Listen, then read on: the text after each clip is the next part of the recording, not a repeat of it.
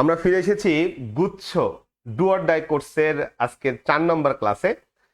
আমাদের এটা পেইড কোর্সের ক্লাস, তবে আজকে শুক্রবার একটা বিশেষ দিন। ঢাকা বিশ্ববিদ্যালয়ের রেজাল্ট দিয়েছে গতকালকে, এর ঠিক পরের দিন আমরা আজকে ফিরে এসেছি সেই ডু অর ডাই কোর্সের পেইড ব্যাচের ক্লাসটিকে একেবারে ফ্রি লাইভ হিসেবে আমরা একটি ক্লাস আসলে ওপেন রাখতেছি সবার উদ্দেশ্যে, যাতে সবাই দেখতে পাই যে আমরা আসলে আমাদের ডু অর ডাই কোর্সটিতে কি করতেছি সেটা। তা এই যে আমরা কি করতেছি এটা জানাতে হলে যারা ক্লাসটি এখন দেখছেন তাদেরকে অবশ্যই কি করতে হবে, অবশ্যই এটা শেয়ার দিতে হবে, বন্ধু বান্ধবীকে মেনশন করতে হবে যে আমরা আসলে গুচ্ছের জন্য কি রকমের প্রিপারেশন নিচ্ছি, কি কি চলতেছে, কি কি ঘটতেছে। এখন একটি ক্লাস দেখার সুযোগ পাওয়া গেছে। সো যারা ক্লাসটি দেখছেন, আমি একটু দেখি কারা কারা ক্লাসটি দেখছেন। দ্রুত বন্ধুকে মেনশন করতে হবে, অবশ্যই শেয়ার করতে হবে টাইম লাইনে, ঠিক আছে? ওকে, আমি দেখতে পাচ্ছি কে কোথা থেকে যুক্ত হচ্ছেন বলে ফেলতে হবে, যেহেতু এটি একটি লাইভ ফেসবুক লাইভ, সো এটা ওপেন, সো আমরা চাইলে শেয়ার করতে পারি।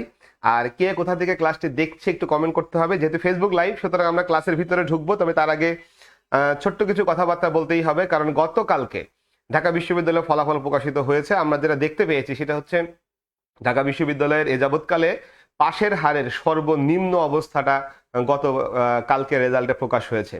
সো এই রেজাল্ট যেটা আমাদের বলে দিচ্ছে যে আমরা আসলে এইচএসসি পরীক্ষায় এইচএসসির জন্য যতটুকু প্রিপারেশন নিয়েছিলাম আসলে ওইটা ইনাফ ছিল না for the university admission test, যেটা আসলে প্রুফ করছে যে আমাদের আসলে পাশের হারটা, আমরা জানি আমাদের বি ইউনিটে পাশের হার ছিল মাত্র 10.07, যেটা আসলে খুবই মিনিমাম, এবং এটা আসলে বিগত সময়গুলোর ভিতরে সবচেয়ে কম। সিতে একটু বেশি ছিল, 13.37 বা এরকম একটা নাম্বার ছিল। ওকে, লিমন আহমেদ ময়মনসিংহ থেকে যুক্ত হচ্ছে। ভাই একটু বন্ধু বান্ধবীকে শেয়ার করতে হবে, আজকে ক্লাসটি ফ্রি লাইভ ওপেন ক্লাস, সুতরাং এটা শেয়ার করতে হবে। আসলে আমরা ঢাকা বিশ্ববিদ্যালয়ের রেজাল্ট প্রকাশের ঠিক পরের দিন উপস্থিত হয়েছে, এখানে আমাদের অনেকের ভুলভ্রান্তি ছিল, অনেকেই হয়তো অনেক বড় কিছু আশা করেছিলাম কিন্তু আসলে হয় নাই, অনেকেই হয়তো বা ইংরেজির খুব ভালো প্রিপারেশন নেওয়া সত্ত্বেও পরীক্ষায় ভালো করতে পারি নাই। এর অনেকগুলো কারণ থাকতে পারে, আমি সেই কথাগুলো আজকে ক্লাসের মাঝে মাঝে আলোচনা করব।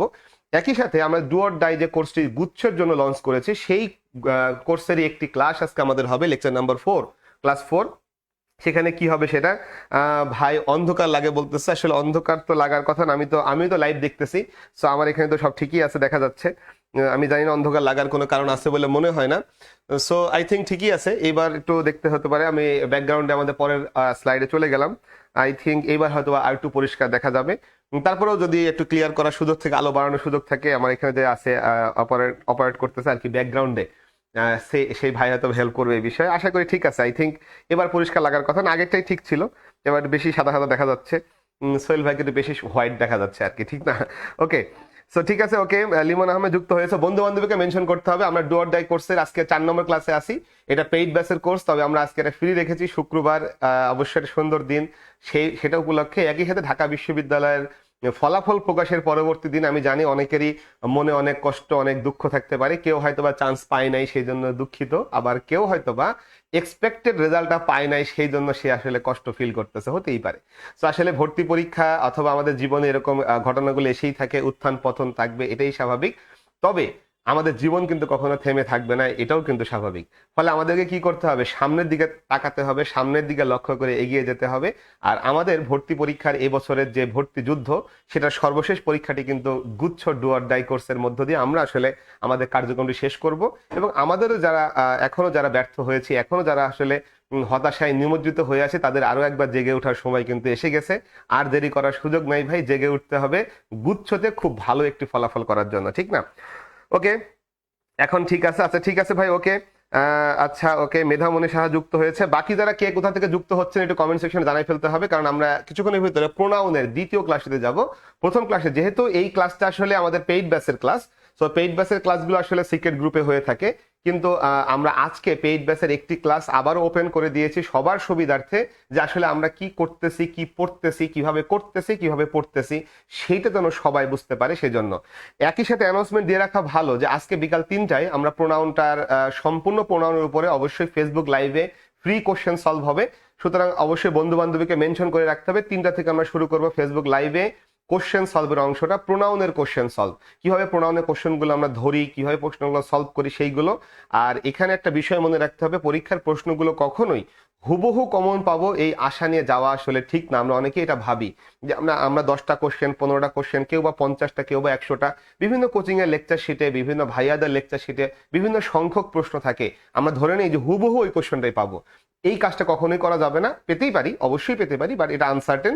আমাদের লক্ষ্য থাকবে এভাবে যে আমি যে ধরনের কোশ্চেনটা সলভ করলাম, আমি কোশ্চেনটা যেভাবে সলভ করলাম, এরকমই একটা কোশ্চেন আমাদের মূল পরীক্ষাটায় আসবে, সেখানে একইভাবে আমরা সলভ করবো। আমাদের লক্ষ্যটা হবে সিমিলার টাইপের কোশ্চেনের দিকে, কখনোই যেন হুবহু কমন পড়ার আশা না করি, বিকজ এটা ভর্তি যুদ্ধ। হ্যাঁ, হুবহু কমন পড়ে, বাট এই সংখ্যাটা যে খুব বেশি বিষয়টা এরকমের না। আশা করি সবাই আমার সাথে একরকম হওয়া ভাই, একমত হইবা। মেধামণি শাহ জামালপুর থেকে, আচ্ছা ঠিক আছে।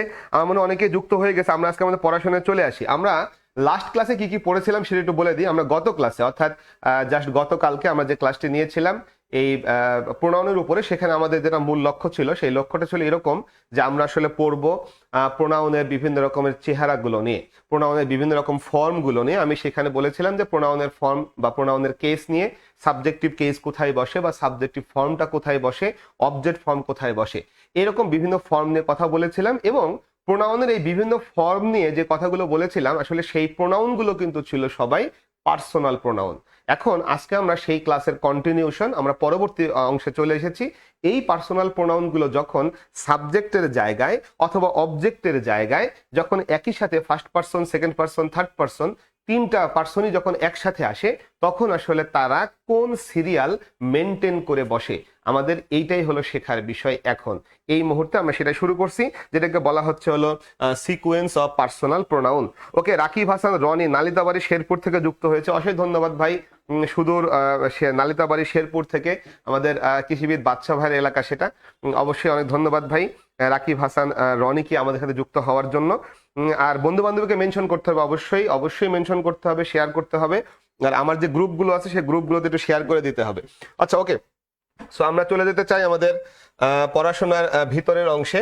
সো আমরা যেতে চাই এখানে যে সিকোয়েন্স অফ পার্সোনাল প্রোনাউন, এটা হলে কি আমি আশা করি বুঝাতে পেরেছি যে আমরা পার্সোনাল প্রোনাউন বলতে I, we, you, he, she অথবা হিম, হিজ, এ ধরনের বিভিন্ন রকম প্রোনাউনগুলো আমরা দেখেছিলাম গত ক্লাসটিতে।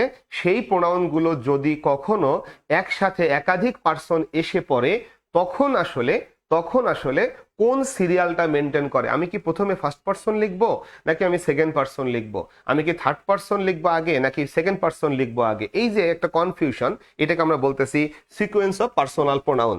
এইটা মনে রাখার জন্য আমরা যে কাজটা করতে পারি সেটা হচ্ছে একটা সিরিয়াল মনে রাখতে পারি, সেটা হচ্ছে 1 2 3 1 2 3। আমরা এটা দিয়েই শিখবো, এটা দিয়েই মনে রাখবো, 1 2 3 সিরিয়াল দিয়ে মনে রাখবো। কিভাবে সেটা মনে রাখতে হবে? 1 2 3 এই সিরিয়ালটা হচ্ছে যদি দোষ স্বীকার করা বুঝায়। কি বুঝায়? দোষ স্বীকার করা। অর্থাৎ যদি কেউ দোষটা স্বীকার করে নেয়, তাহলে সেটা হবে 1 2 3। এইটা মনে রাখা আমাদের জন্য সহজ। 1 2 3 তো মনে রাখা সহজ, আমরা 1 2 3 1 2 3 এমনি বলতেই পারি। এখন 1 মানে কি বুঝতেই পারতেছি, 1 মানে হচ্ছে ফার্স্ট পার্সন, 2 মানে কি, 2 মানে হলো সেকেন্ড পার্সন, আর 3 মানে হলো থার্ড পার্সন। এইভাবে 1 2 3 মানে হলো first person, second person, third person. খুবই সহজ বিষয়। যখন আমরা দোষ স্বীকার করে নিব, দোষ যখন মেনে নিব, তখন কিন্তু বলবো প্রথমে ফার্স্ট পার্সন, তারপরে সেকেন্ড পার্সন, তারপরে কি হবে? Third person. আর যদি দোষ স্বীকার না বুঝায়, সাধারণ কোনো কাজ বোঝায়, সাধারণ কাজ, তাহলে সাধারণ কাজ হলে কি হবে? সাধারণ কাজ হলে এই যে 1 2 3 এর যে সিরিয়ালটা, সেটার এই 2 আর 3 ঠিক থাকবে, মানে প্রথমে 2 তারপরে 3, শুধু একটা চলে যাবে শেষে, অর্থাৎ 2 3 1। অর্থাৎ এটা মনে রাখা খুবই সহজ, 1 2 3 আর 2 3 1। সহজভাবে বললে 2 আর 3 কিন্তু তাদের অবস্থান সবসময় একই রকম রাখে। দোষ স্বীকার করা বুঝালেও আগে সেকেন্ড পার্সন পরে থার্ড পার্সন, সাধারণ কাজ বুঝালেও আগে সেকেন্ড পার্সন পরে থার্ড পার্সন, কিন্তু জায়গা পরিবর্তন করে শুধুমাত্র ফার্স্ট পার্সন। আমি যখন দোষ স্বীকার বুঝাবো প্রথমে রাখবো ফার্স্ট পার্সন, আমি যখন সাধারণ কাজ বুঝাবো তখন ফার্স্ট পার্সন চলে যাবে সবার শেষে। আশা করি আমরা সবাই বুঝতে পারছি যে আসলে কিভাবে প্রোনাউনগুলো সিরিয়াল মেনটেন করে বসে, প্রোনাউনগুলো কিভাবে সিরিয়ালটা মেনটেন করে বসে সেইটা। ওকে, এখন একটা কথা চলে আসি। এইখানে একটা ভুল কথা প্রচলিত আছে যে কেউ কেউ বলে যে দোষ স্বীকার মানে হচ্ছে গিলটি কথাটা উল্লেখ থাকতে হবে।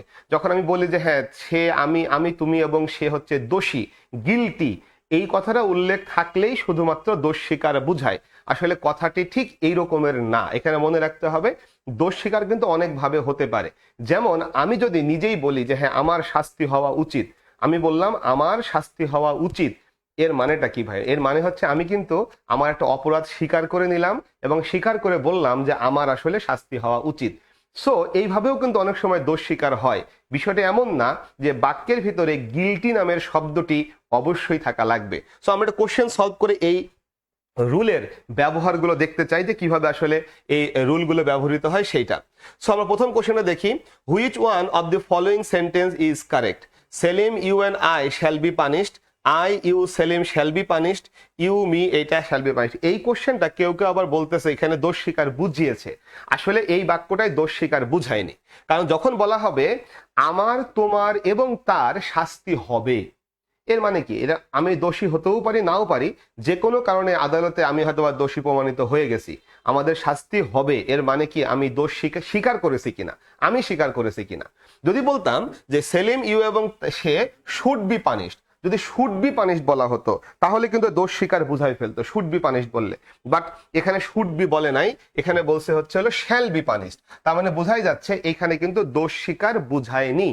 যেহেতু দোষ স্বীকার বুঝায়নি, তাহলে আমরা জানি এটা প্রথমে হবে সেকেন্ড পারসন, তারপরে হবে থার্ড পারসন, লাস্টে হবে ফার্স্ট পারসন। সো এখন আমরা উত্তরটা বের করতে চাই। প্রথমে হবে সেকেন্ড পারসন, তার মানে উত্তর এখানে আছে। তারপরে কি হবে? থার্ড পারসন, তার মানে উত্তর এখানে আছে। You Selim and I shall be punished. যদি আমি এখানে শ্যাল বি পানিশড না বলে বলতাম শুড বি পানিশড, আমাদের শাস্তি হওয়া উচিত, তার মানে কিন্তু আমরা এই যে সেলিম ইউ এবং আই দোষটা স্বীকার করে নিলাম, শুড বি পানিশড আমাদের শাস্তি হওয়া উচিত। আর যখন বলি আমাদের শাস্তি হবে, এটা কিন্তু দোষ স্বীকার করে নিলাম না, আমাকে শাস্তি দিবে যে কেউ, এটা হতেই পারে।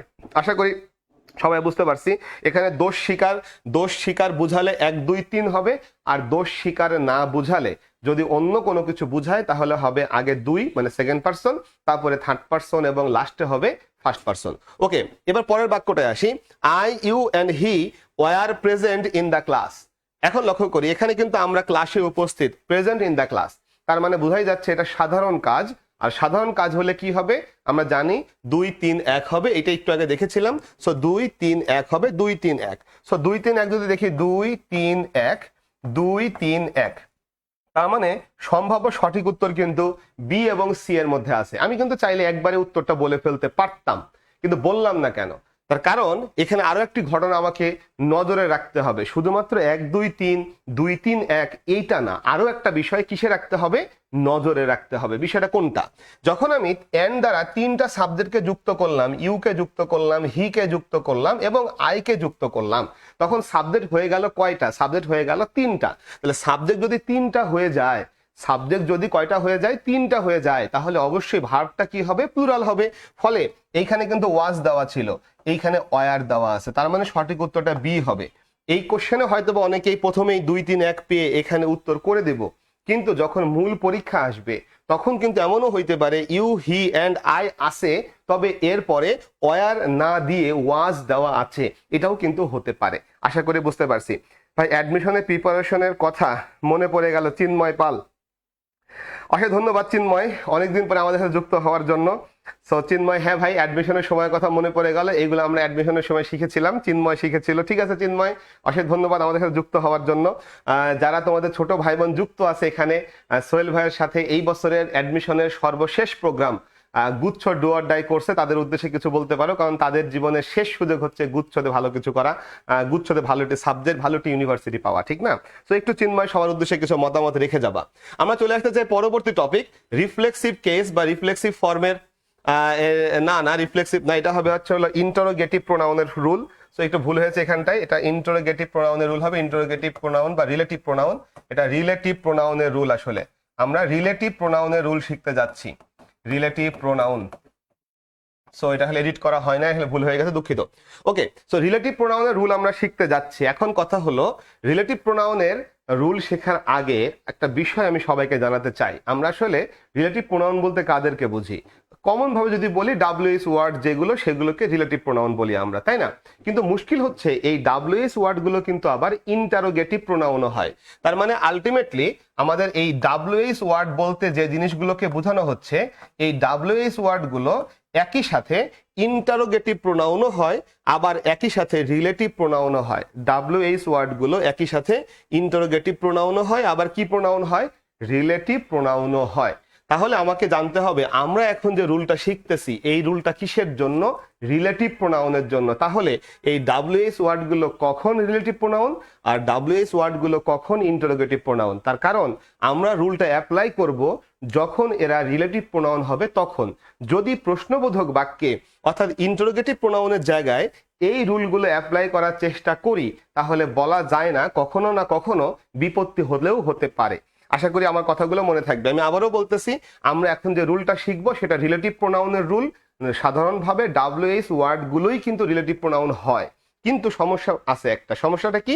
এই ডাব্লিউএস ওয়ার্ডগুলো কিন্তু আবার ইন্টারোগেটিভ প্রোনাউনও হয়, অর্থাৎ প্রশ্নবোধক বাক্যেও কিন্তু এই ডাব্লিউএস ওয়ার্ডগুলো বসে। তার মানে আমাকে অবশ্যই মাথায় রাখতে হবে। সো প্রথমে বলি, আমি যদি এই হু দিয়ে অথবা এই হোয়াট দিয়ে বা হুইজ দিয়ে যদি আমি একটা কি করি, যদি আমি একটা প্রশ্নবোধক বাক্য বানাই তাহলে সেই প্রশ্নবোধক বাক্যের ডাব্লিউএস ওয়ার্ডটা কিন্তু হবে ইন্টারোগেটিভ প্রোনাউন। কিন্তু আমি যদি এই ডাব্লিউএস ওয়ার্ডগুলো দিয়ে একটা কমপ্লেক্স সেন্টেন্স বানাই যেখানে লিঙ্কার হিসাবে এই ডাব্লিউএস ওয়ার্ডগুলো ব্যবহৃত হয় তখন সেটা কিন্তু হবে একটা রিলেটিভ প্রোনাউন। সো আমি যদি একটু এক্সাম্পল হিসাবে দেই, ধরি এভাবে যদি লিখি which book do you want, which book do you want. So এই বাক্যটা যদি বলি এটা প্রশ্নবোধক বাক্য, একটা প্রশ্নবোধক বাক্য এবং সেখানে একটা ডাব্লিউএস ওয়ার্ড ইউজ করা হয়েছে। সো এটা ইন্টারোগেটিভ প্রোনাউন বা ইন্টারোগেটিভ অ্যাডজেক্টিভ এরকম হয়েছে এই জায়গাটায়। বাট আমি যদি এটাকে এভাবে লিখতাম, আই নো, আমি জানি, হুইচ বুক ইউ ওয়ান্ট। এইবার দেখি এটা, এবার যদি এভাবে বলা হয় তাহলে এই বাক্যটাই কিন্তু এইটা রিলেটিভ হিসেবে ইউজ হয়েছে। তার মানে এটা একটা কমপ্লেক্স সেন্টেন্সের লিঙ্কার। এখানে আরো কথা আছে, এখানে যেহেতু হুইচটা একটা বুক নাউনের আগে বসছে তাই আমরা এটাকে হয়তো বা ইন্টারোগেটিভ প্রোনাউন বলতেছি না। লক্ষ্য করি এখানে কিন্তু আমি ইন্টারোগেটিভ লিখে রাখছি, রিলেটিভ লিখে রাখছি, তাহলে প্রোনাউন কথাটা লিখি নাই। তার কারণ হচ্ছে যখন হুইচটা একা একা আসবে তখন হুইচটা হবে একটা ইন্টারোগেটিভ প্রোনাউন। প্রশ্নবোধক বাক্য একা একা হুইচ, কি হবে সেটা? Interrogative pronoun. কিন্তু প্রশ্নবোধক বাক্য হুইচের পরে একটা নাউন আছে তখন এই হুইচটা হবে ইন্টারোগেটিভ অ্যাডজেক্টিভ। একইভাবে এখানে এসে দেখি একটা কমপ্লেক্স সেন্টেন্স, কেন? এই যে সাবজেক্ট এবং ভার্ব আছে, ওই পাশে লক্ষ্য করি আবারও কিন্তু সাবজেক্ট এবং ভার্ব আছে। তাহলে এইখানে এই হুইচটা কি? হুইচটা হচ্ছে একটা ক্লজ মার্কার, দুইটা অংশকে যুক্ত করতেছে, একটা কমপ্লেক্স সেন্টেন্স। তাহলে এই হুইচটা কি? একা একা হুইচ আসবে রিলেটিভ প্রোনাউন, আর যখন নাউনের আগে হুইচ আসবে তখন হবে রিলেটিভ অ্যাডজেক্টিভ। তার মানে এই দুটো বাক্যে এরা রিলেটিভ, এই বাক্যে রিলেটিভ অ্যাডজেক্টিভ, এই বাক্যে ইন্টারোগেটিভ কি প্রোনাউন। আমরা যে এটা ইন্টারোগেটিভ অ্যাডজেক্টিভ, সরি এটা ইন্টারোগেটিভ অ্যাডজেক্টিভ। আমরা এখন যে রুলগুলো শিখবো সেটা কিসের রুল? Relative প্রোনাউনের rule. যারা ক্লাসটি দেখছেন অনুগ্রহ করে বলবেন যে এইটুকু বিষয় সবাই বুঝতে পারছি কিনা। অতি দ্রুত বলতে হবে, তার কারণ এই প্রোনাউন টপিকটা রিলেটিভ প্রোনাউন অংশ যেটা আমরা কিছুক্ষণের মধ্যে শুরু করব, এটা কিন্তু চরম ইম্পর্টেন্ট, বিকজ এখান থেকে প্রশ্ন আসবে মোটামুটি ভাবে। সো এই অংশটা ভালো করে অবশ্যই বুঝতে হবে। আমরা চলে আসতে চাই এই পরের অংশে, যে আমরা এখন দেখি যে আসলে ঠিক মতন চিনতে পারতেছি কিনা যে আসলে কাদেরকে নিয়ে আমরা কাজ করতেছি।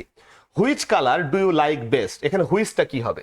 প্রথমত যেহেতু এটা একটা প্রশ্নবোধক বাক্য তার মানে এই হুইচ কিন্তু কোনোভাবেই রিলেটিভ হওয়ার সুযোগ নেই, ইন্টারোগেটিভ হবে। ফলে আমি যদি অপশনে যাই ইন্টারোগেটিভ, এখানে ইন্টারোগেটিভ আছে, এখানেও ইন্টারোগেটিভ আছে। এবার দেখি হুইচটা যেহেতু একটা নাউনের আগে বসেছে তার মানে সে কিন্তু ইন্টারোগেটিভ প্রোনাউন না, ইন্টারোগেটিভ অ্যাডজেক্টিভ হবে। আমি বলেছিলাম হুইচ যখন একা একা, প্রশ্নবোধক বাক্য একা একা, তখন কি হবে? তখন হবে ইন্টারোগেটিভ প্রোনাউন। প্রশ্নবোধক বাক্যে হুইচের পরে নাউন আছে তখন হুইচটা হয়ে যাবে একটা কি? হয়ে যাবে একটা ইন্টারোগেটিভ অ্যাডজেক্টিভ। ফলে এই কোশ্চেনের উত্তর কিন্তু ডি নাম্বার হবে। ওকে, এবার 2 নম্বর কোশ্চেন দেখি। Which pen have you bought, what kind of adjective which is. এই যে which pen have you bought, কোন কলমটি তুমি কিনেছো, এই হুইচটা কোন ধরনের অ্যাডজেক্টিভ হবে? এটা অ্যাডজেক্টিভ যেহেতু নাউনের আগে বসেছে, কিন্তু যেহেতু হুইচ এখানে প্রশ্নবোধক বাক্যে বসেছে তাহলে সেটা হবে ইন্টারোগেটিভ অ্যাডজেক্টিভ। এখন দেখা গেল অপশনের ভিতরে এই জিনিসটা নাই, তাহলে প্রশ্নকর্তা চাইতেছে কি? মনে রাখতে হবে এই যে ডাব্লিউএইচ ওয়ার্ডগুলো মূলত কিন্তু প্রোনাউন। ডাব্লিউএইচ ওয়ার্ডগুলো মূলত কি? মূলত হচ্ছে প্রোনাউন। আর প্রোনাউনটা যখন অ্যাডজেক্টিভের কাজ করে, প্রোনাউন যখন কিসের কাজ করে? অ্যাডজেক্টিভের কাজ করে, তখন তাকে আমরা বলি প্রোনোমিনাল অ্যাডজেক্টিভ। ফলে এটা হলো একটা প্রোনোমিনাল অ্যাডজেক্টিভ। অর্থাৎ আমরা প্রোনাউনগুলোকে যদি কখনো অ্যাডজেক্টিভের মতো করে ব্যবহার করি তখন সেটা হয়ে যায় প্রোনোমিনাল অ্যাডজেক্টিভ। যেমন আমি যদি তোমাকে এভাবে বলি দিস ইজ মাই পেন, আমি যদি এইভাবে বলি তখন দেখা যাচ্ছে এই দিস কিন্তু একা। আবার যদি এভাবে বলতাম দিস পেন ইজ মাইন, এইবার কিন্তু দিস একটা নাউনের আগে বসছে। তো প্রথম যে দিসটা আর দ্বিতীয় যে দিসটা বোঝাই যাচ্ছে, প্রথম দিস হচ্ছে একা বসছে তাই সে প্রোনাউন, পরের দিস হচ্ছে নাউনের আগে বসছে তাই সে অ্যাডজেক্টিভ। এখন কথা হলো এইটা এবং এইটা আমরা জানি প্রোনাউনের প্রকারভেদ অনুযায়ী এরা কিন্তু ডেমনস্ট্রেটিভ। তাহলে শুধু দিস হচ্ছে ডেমনস্ট্রেটিভ প্রোনাউন আর দিস পেনের দিস হচ্ছে ডেমনস্ট্রেটিভ অ্যাডজেক্টিভ। আসলে দুইটাই ডেমনস্ট্রেটিভ। আশা করি সবাই এই কথাগুলো বুঝতে পারছি। এখন যেহেতু সে অ্যাডজেক্টিভ হয়ে গেছে, এখন দিসটা আসলে কি? দিসটা আসলে একটা প্রোনাউন, কিন্তু এখানে কি? এখানে সে অ্যাডজেক্টিভ। তাহলে প্রোনাউন যখন অ্যাডজেক্টিভের কাজ করে তখন সেই প্রোনাউনটাকে আমরা বলি প্রোনোমিনাল অ্যাডজেক্টিভ। তাহলে দিসটা হলো প্রোনোমিনাল অ্যাডজেক্টিভ। অবশ্যই সে ডেমনস্ট্রেটিভ অ্যাডজেক্টিভও বলা যাবে। আমরা চলে আসি এরপরে হু, হুইচ, হোয়াট। এইগুলো কি? আমরা জানি হু, হুইচ, হোয়াট রিলেটিভ প্রোনাউন হতে পারে, হু, হুইচ, হোয়াট রিলেটিভ অ্যাডজেক্টিভও হতে পারে, হু, হুইচ, হোয়াট আবার ইন্টারোগেটিভ প্রোনাউন হতে পারে। অপশনে কি কি আছে দেখে নেই। অবশ্যই সে ডেমনস্ট্রেটিভ প্রোনাউন না, অবশ্যই সে ইনডেফিনিট প্রোনাউন না, অবশ্যই সে রিফ্লেক্সিভ না। তাহলে এই অপশনগুলোর মধ্য থেকে আমরা বাছাই করলাম, তাহলে উত্তরটা কি হবে? উত্তরটা হবে হচ্ছে বি নাম্বার। ওকে, এবার দেখতে চাই পরবর্তী কোশ্চেন 4 নাম্বার। সবার উদ্দেশ্যে প্রশ্ন, 4 নম্বর কোশ্চেনের এই হুটা আসলে কি? উত্তরটা কমেন্টে করতে হবে, অবশ্যই কমেন্টে করতে হবে। তবে আমি একটু বলে রাখি, এখন আমরা যে ক্লাসটি দেখছি এটা আসলে আমাদের পেইড ব্যাচের একটা ক্লাস। তবে এই ক্লাসটি আগের অংশ আমরা গত ক্লাসে করে ফেলেছি। এটা পেইড ব্যাচের একটি ক্লাস, শুক্রবার এবং ঢাকা বিশ্ববিদ্যালয়ের ফলাফল পরবর্তী দিন হিসাবে এই ক্লাসটি ওপেন রাখা হয়েছে। আর আমরা একটা কোশ্চেন সলভিং সেশনে যুক্ত হব বিকাল 3টায়।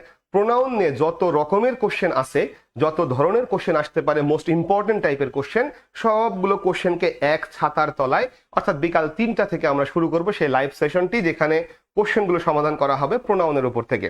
সো ওকে, মেধামণি উত্তর করে ফেলেছে। ঠিক আছে ভাই, মেধামণি উত্তর করেছে সি, এফ এ ফাইমা উত্তর করেছে সি।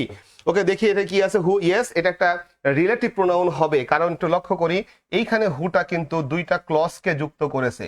সো এপাশে একটা ক্লজ, ওপাশে একটা ক্লজ, তার মানে এই হুটা হচ্ছে রিলেটিভ। এবং দেখো হুয়ের পরে আর কোনো নাউন টাউন নাই, তার মানে এটা অ্যাডজেক্টিভ না, এটা শুধু রিলেটিভ প্রোনাউন। তার মানে উত্তর হবে সি নাম্বার, রিলেটিভ প্রোনাউন। আমরা এই রিলেটিভ প্রোনাউন গুলো কে হবে, কোনটা হবে, এইটা শেখার জন্যই কিন্তু এসেছি। তবে আইডেন্টিফাই করা কাজটা আগে করে নিলাম। আমি আবারও বলি, আসলে অন্য সবাই কিন্তু পড়ায়, বাট আমার পড়ানোর সিস্টেমটা হচ্ছে একটা নির্দিষ্ট সিকোয়েন্সে। যেটা আগে শেখা দরকার সেটা আগে শিখবো, যেটা পরে শেখা দরকার পরে শিখবো। আগেরটা আগে না শিখলে পরেরটা পরে যে কিন্তু আসলে বুঝতে সমস্যা হবে, এটাই স্বাভাবিক। ঠিক আছে ভাই? ওকে, অনেকে উত্তর করে ফেলছে, বুঝতে পারছি। আমরা এবার সামনের দিকে আগাতে চাই। দেখি এবার 5 নম্বর কোশ্চেনটা কে কে পারে। 5 নম্বর কোশ্চেন দ্রুত উত্তর করতে হবে। The wearer knows where the shoe pinches. The wearer knows where the shoe pinches. দ্রুত বলতে হবে হোয়ারটা আসলে কি হবে এখানে। দ্রুত কে সবার আগে উত্তর করতে পারে দেখতে চাই। The wearer knows where the shoe pinches. The wearer knows where the shoe pinches. দ্রুত। ওকে, এখন পর্যন্ত কেউ আসলে উত্তর করতেছে না। আমরা বুঝতে পারছি যে হোয়ার একটা WH ওয়ার্ড। সো এখন এই WH ওয়ার্ডটাকে দিয়ে কি প্রশ্ন করা হয়েছে? উত্তর হচ্ছে না। WH ওয়ার্ডটা দিয়ে কি করা হয়েছে? দুইটা ক্লজকে যুক্ত করা হয়েছে। তাহলে এ পাশে একটা ক্লজ কারণ ফাইনাইট ভার্ব আছে, ও পাশে একটা ক্লজ কারণ ফাইনাইট ভার্ব আছে। তার মানে এটা WH ওয়ার্ডটা একটা রিলেটিভ হতে যাচ্ছে। এখন কথা হলো সে রিলেটিভ প্রোনাউন নাকি সে রিলেটিভ অ্যাডজেক্টিভ, সেটা হলো প্রশ্ন। এখন আমি যখন দেখলাম হোয়ারের পরে কোনো নাউন টাউন নাই, দি শু আছে কিন্তু সরাসরি কোনো নাউন নাই, তার মানে এই হোয়ারটা আসলে একটা অ্যাডজেক্টিভ হওয়ার যোগ্যতা হারিয়েছে। তাহলে কি হবে? রিলেটিভ প্রোনাউন হবে। তো সঠিক উত্তর হবে হচ্ছে এ নাম্বার, রিলেটিভ প্রোনাউন। অনেকেই সঠিক উত্তর করে ফেলেছি। ব্যাখ্যাটা বোঝার বিষয় আর কি। আমরা অনেক সময় আন্দাজে মেরে উত্তর করে ফেলতে পারি, কিন্তু মনে রাখতে হবে ইংরেজির বিষয়টা এরকমের না। যা আমরা যেমন দেখি যখন ম্যাথ করি, যখন ফিজিক্সের ম্যাথ করা হয়, তখন কিন্তু অনেক সময় শিক্ষকেরা বলেন যে এই কোশ্চেনটা যেমন করে আমরা সলভ করেছি একইভাবে এত নম্বর এত নম্বর এত নম্বর কোশ্চেন সমাধান করে ফেলা যাবে। এটা হচ্ছে সায়েন্সের যে কোনো সাবজেক্টে এ ধরনের ঘটনা ঘটে, ম্যাথের ক্ষেত্রে। ম্যাথ টাইপের কোশ্চেনের ক্ষেত্রে। বাট ইংলিশে কিন্তু এই ধরনের ঘটনা ঘটে না। ইংলিশে আমি রুলটা শিখে নেব, যদিও বা আমি বলি যে এই রুল থেকে পরবর্তী 10টা কোশ্চেন সলভ করা যাবে, কিন্তু কোনো স্টুডেন্ট যদি 10টাই সলভ না করে, যে একটা বা দুইটা বাদ দিবে, ওইটা পরীক্ষার হলে বিপদে পড়তে পারে। সো ইংলিশ কিন্তু একটু বিপজ্জনক, প্রতিটা কোশ্চেন সমাধান করতে হবে ভাই, ঠিক আছে? ওকে, চলে আসি এরপরে 6 নম্বর কোশ্চেনের উত্তর কি হবে আমি জানি না, এখানে এন লিখে রাখছে কেন মেধামণি বুঝতে পারতেছে না। আচ্ছা দেখি, I don't know which book do you want. প্রথমত দেখি এই হুইচ দিয়ে কোনো প্রশ্ন করা হয় নাই, তার মানে হুইচটা হচ্ছে রিলেটিভ, এবং দেখা গেল হুইচের পরে একটা নাউন আছে, তাহলে সে হবে রিলেটিভ অ্যাডজেক্টিভ। আশা করি বুঝতেই পারছি কিভাবে বের করলাম। প্রথমত হুইচ হলো একটা ডাব্লিউএইচ ওয়ার্ড, সো এই ডাব্লিউএইচ ওয়ার্ড দিয়ে কোনো প্রশ্ন করা হয়নি, তাহলে এটা রিলেটিভ, এবং যেহেতু দুটা ক্লজকে যুক্ত করেছে, আর যেহেতু হুইচের ঠিক পরেই একটা নাউন আছে, তাহলে সে হচ্ছে রিলেটিভ অ্যাডজেক্টিভ। সো সঠিক উত্তর রিলেটিভ অ্যাডজেক্টিভ কোথায় আছে, এই রিলেটিভ অ্যাডজেক্টিভ বি নাম্বারটা উত্তর হবে। ওকে, সুমাইয়া আফরিন উত্তর করেছিল সঠিক, অশেষ ধন্যবাদ ভাই, অশেষ ধন্যবাদ সঠিক উত্তর করে ফেলার জন্য। আমরা এবার রিলেটিভ প্রোনাউনের প্রথম রুলটি শেখা শুরু করব।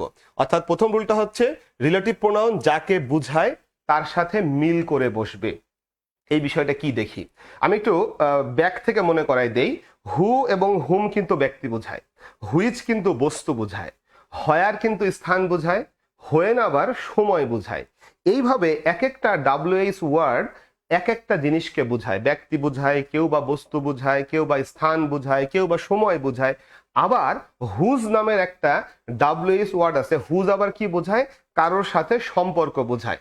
তাহলে আমাদের প্রথম যে কাজটা করতে হবে, আমি যে কোশ্চেনটা নিয়ে কাজ করছি সেখানে আসলে কাকে বোঝাচ্ছে।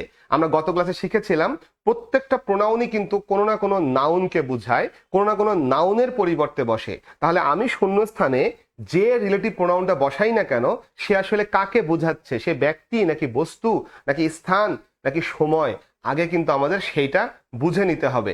আর যদি আমরা এই প্রথমে এই কাজটা করে না নেই, তাহলে বেশিরভাগ ক্ষেত্রে উত্তর আমাদের কাছে হুম বলে মনে হবে। আমি একটু বলে রাখি, রিলেটিভ প্রোনাউন যে যখন যেখানে অনলাইন অফলাইন যেখানে শিখিয়েছে, প্রথম কথাই হলো হু হবে না হুম হবে, হু এভার হবে না হুম এভার হবে, প্রথম লক্ষ্যই যেন এখানে যাওয়া। কিন্তু আমি যদি বলি হু বা হু এভার, হুম বা হুম এভার, এই চারটা জিনিসই কিন্তু ব্যক্তি বোঝায়। কিন্তু রিলেটিভ প্রোনাউনের মধ্যে অনেক রিলেটিভ প্রোনাউন আছে যারা বস্তু বোঝায়, অনেক না আসলে একটা রিলেটিভ প্রোনাউন আছে বস্তু বোঝায়, একটা আছে স্থান বোঝায়, একটা আছে সময় বোঝায়।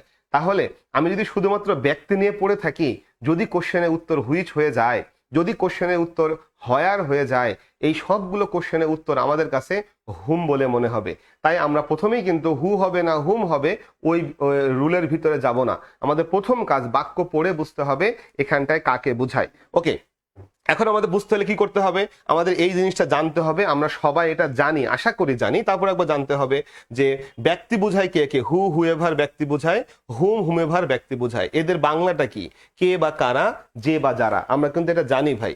হু মানে কে অথবা হু মানে যে, আবার হু মানে কারা অথবা হু মানে যারা। এক বচন হলে কে হবে, বহু বচন হলে কারা হবে, এক বচন হলে যে হবে, বহু বচন হলে যারা হবে। আলটিমেটলি হু এভারও একই রকমের মিনিংই দেয়, তবে সেই হু এভারের ব্যবহারগুলো একটু অনির্দিষ্ট রকমের। এই জিনিসটা আমরা যখন রুল শিখবো তখন দেখব কিভাবে এটা অনির্দিষ্টতা প্রকাশ করে। আমরা কিন্তু সবসময় শিখে এসেছি নির্দিষ্ট করে বললে হু হয়, আর অনির্দিষ্টভাবে বোঝালে হু এভার হয়, নির্দিষ্ট করে বললে হুম হয়, আর অনির্দিষ্ট করে বললে হুম এভার হয়। আসলে বিষয়টা কি রকম, এটা আমরা যখন এই এভার হওয়ার রুলটা শিখবো তখন বুঝতে পারবো। আসলে ব্যাখ্যাটি কোথাও করা থাকে না, নির্দিষ্ট করে বললে আসলে কি বুঝায় সেইটা। ওকে, সো আমরা চলে আসতে চাই এখানে যে এই হু হুএভার, হুম হুমেভার, এই যে অংশটা, এই অংশটা ব্যক্তি বোঝায়। Which whichever, whose which whichever এটা হলো বস্তু বোঝায়। হুজ হচ্ছে ব্যক্তি বস্তু দুইটাই বুঝাতে পারে, আমরা জানি। হুজ হচ্ছে মালিকানা বুঝায়, হুজ হচ্ছে সম্পর্ক বুঝায়। যেহেতু হুজ হচ্ছে একটা পজেসিভ, সেই কারণে সো বোঝাই যাচ্ছে হু হুএভার, হুম হুমেভার ব্যক্তি বোঝায়, হুইচ হুইচ এভার বস্তু বোঝায়।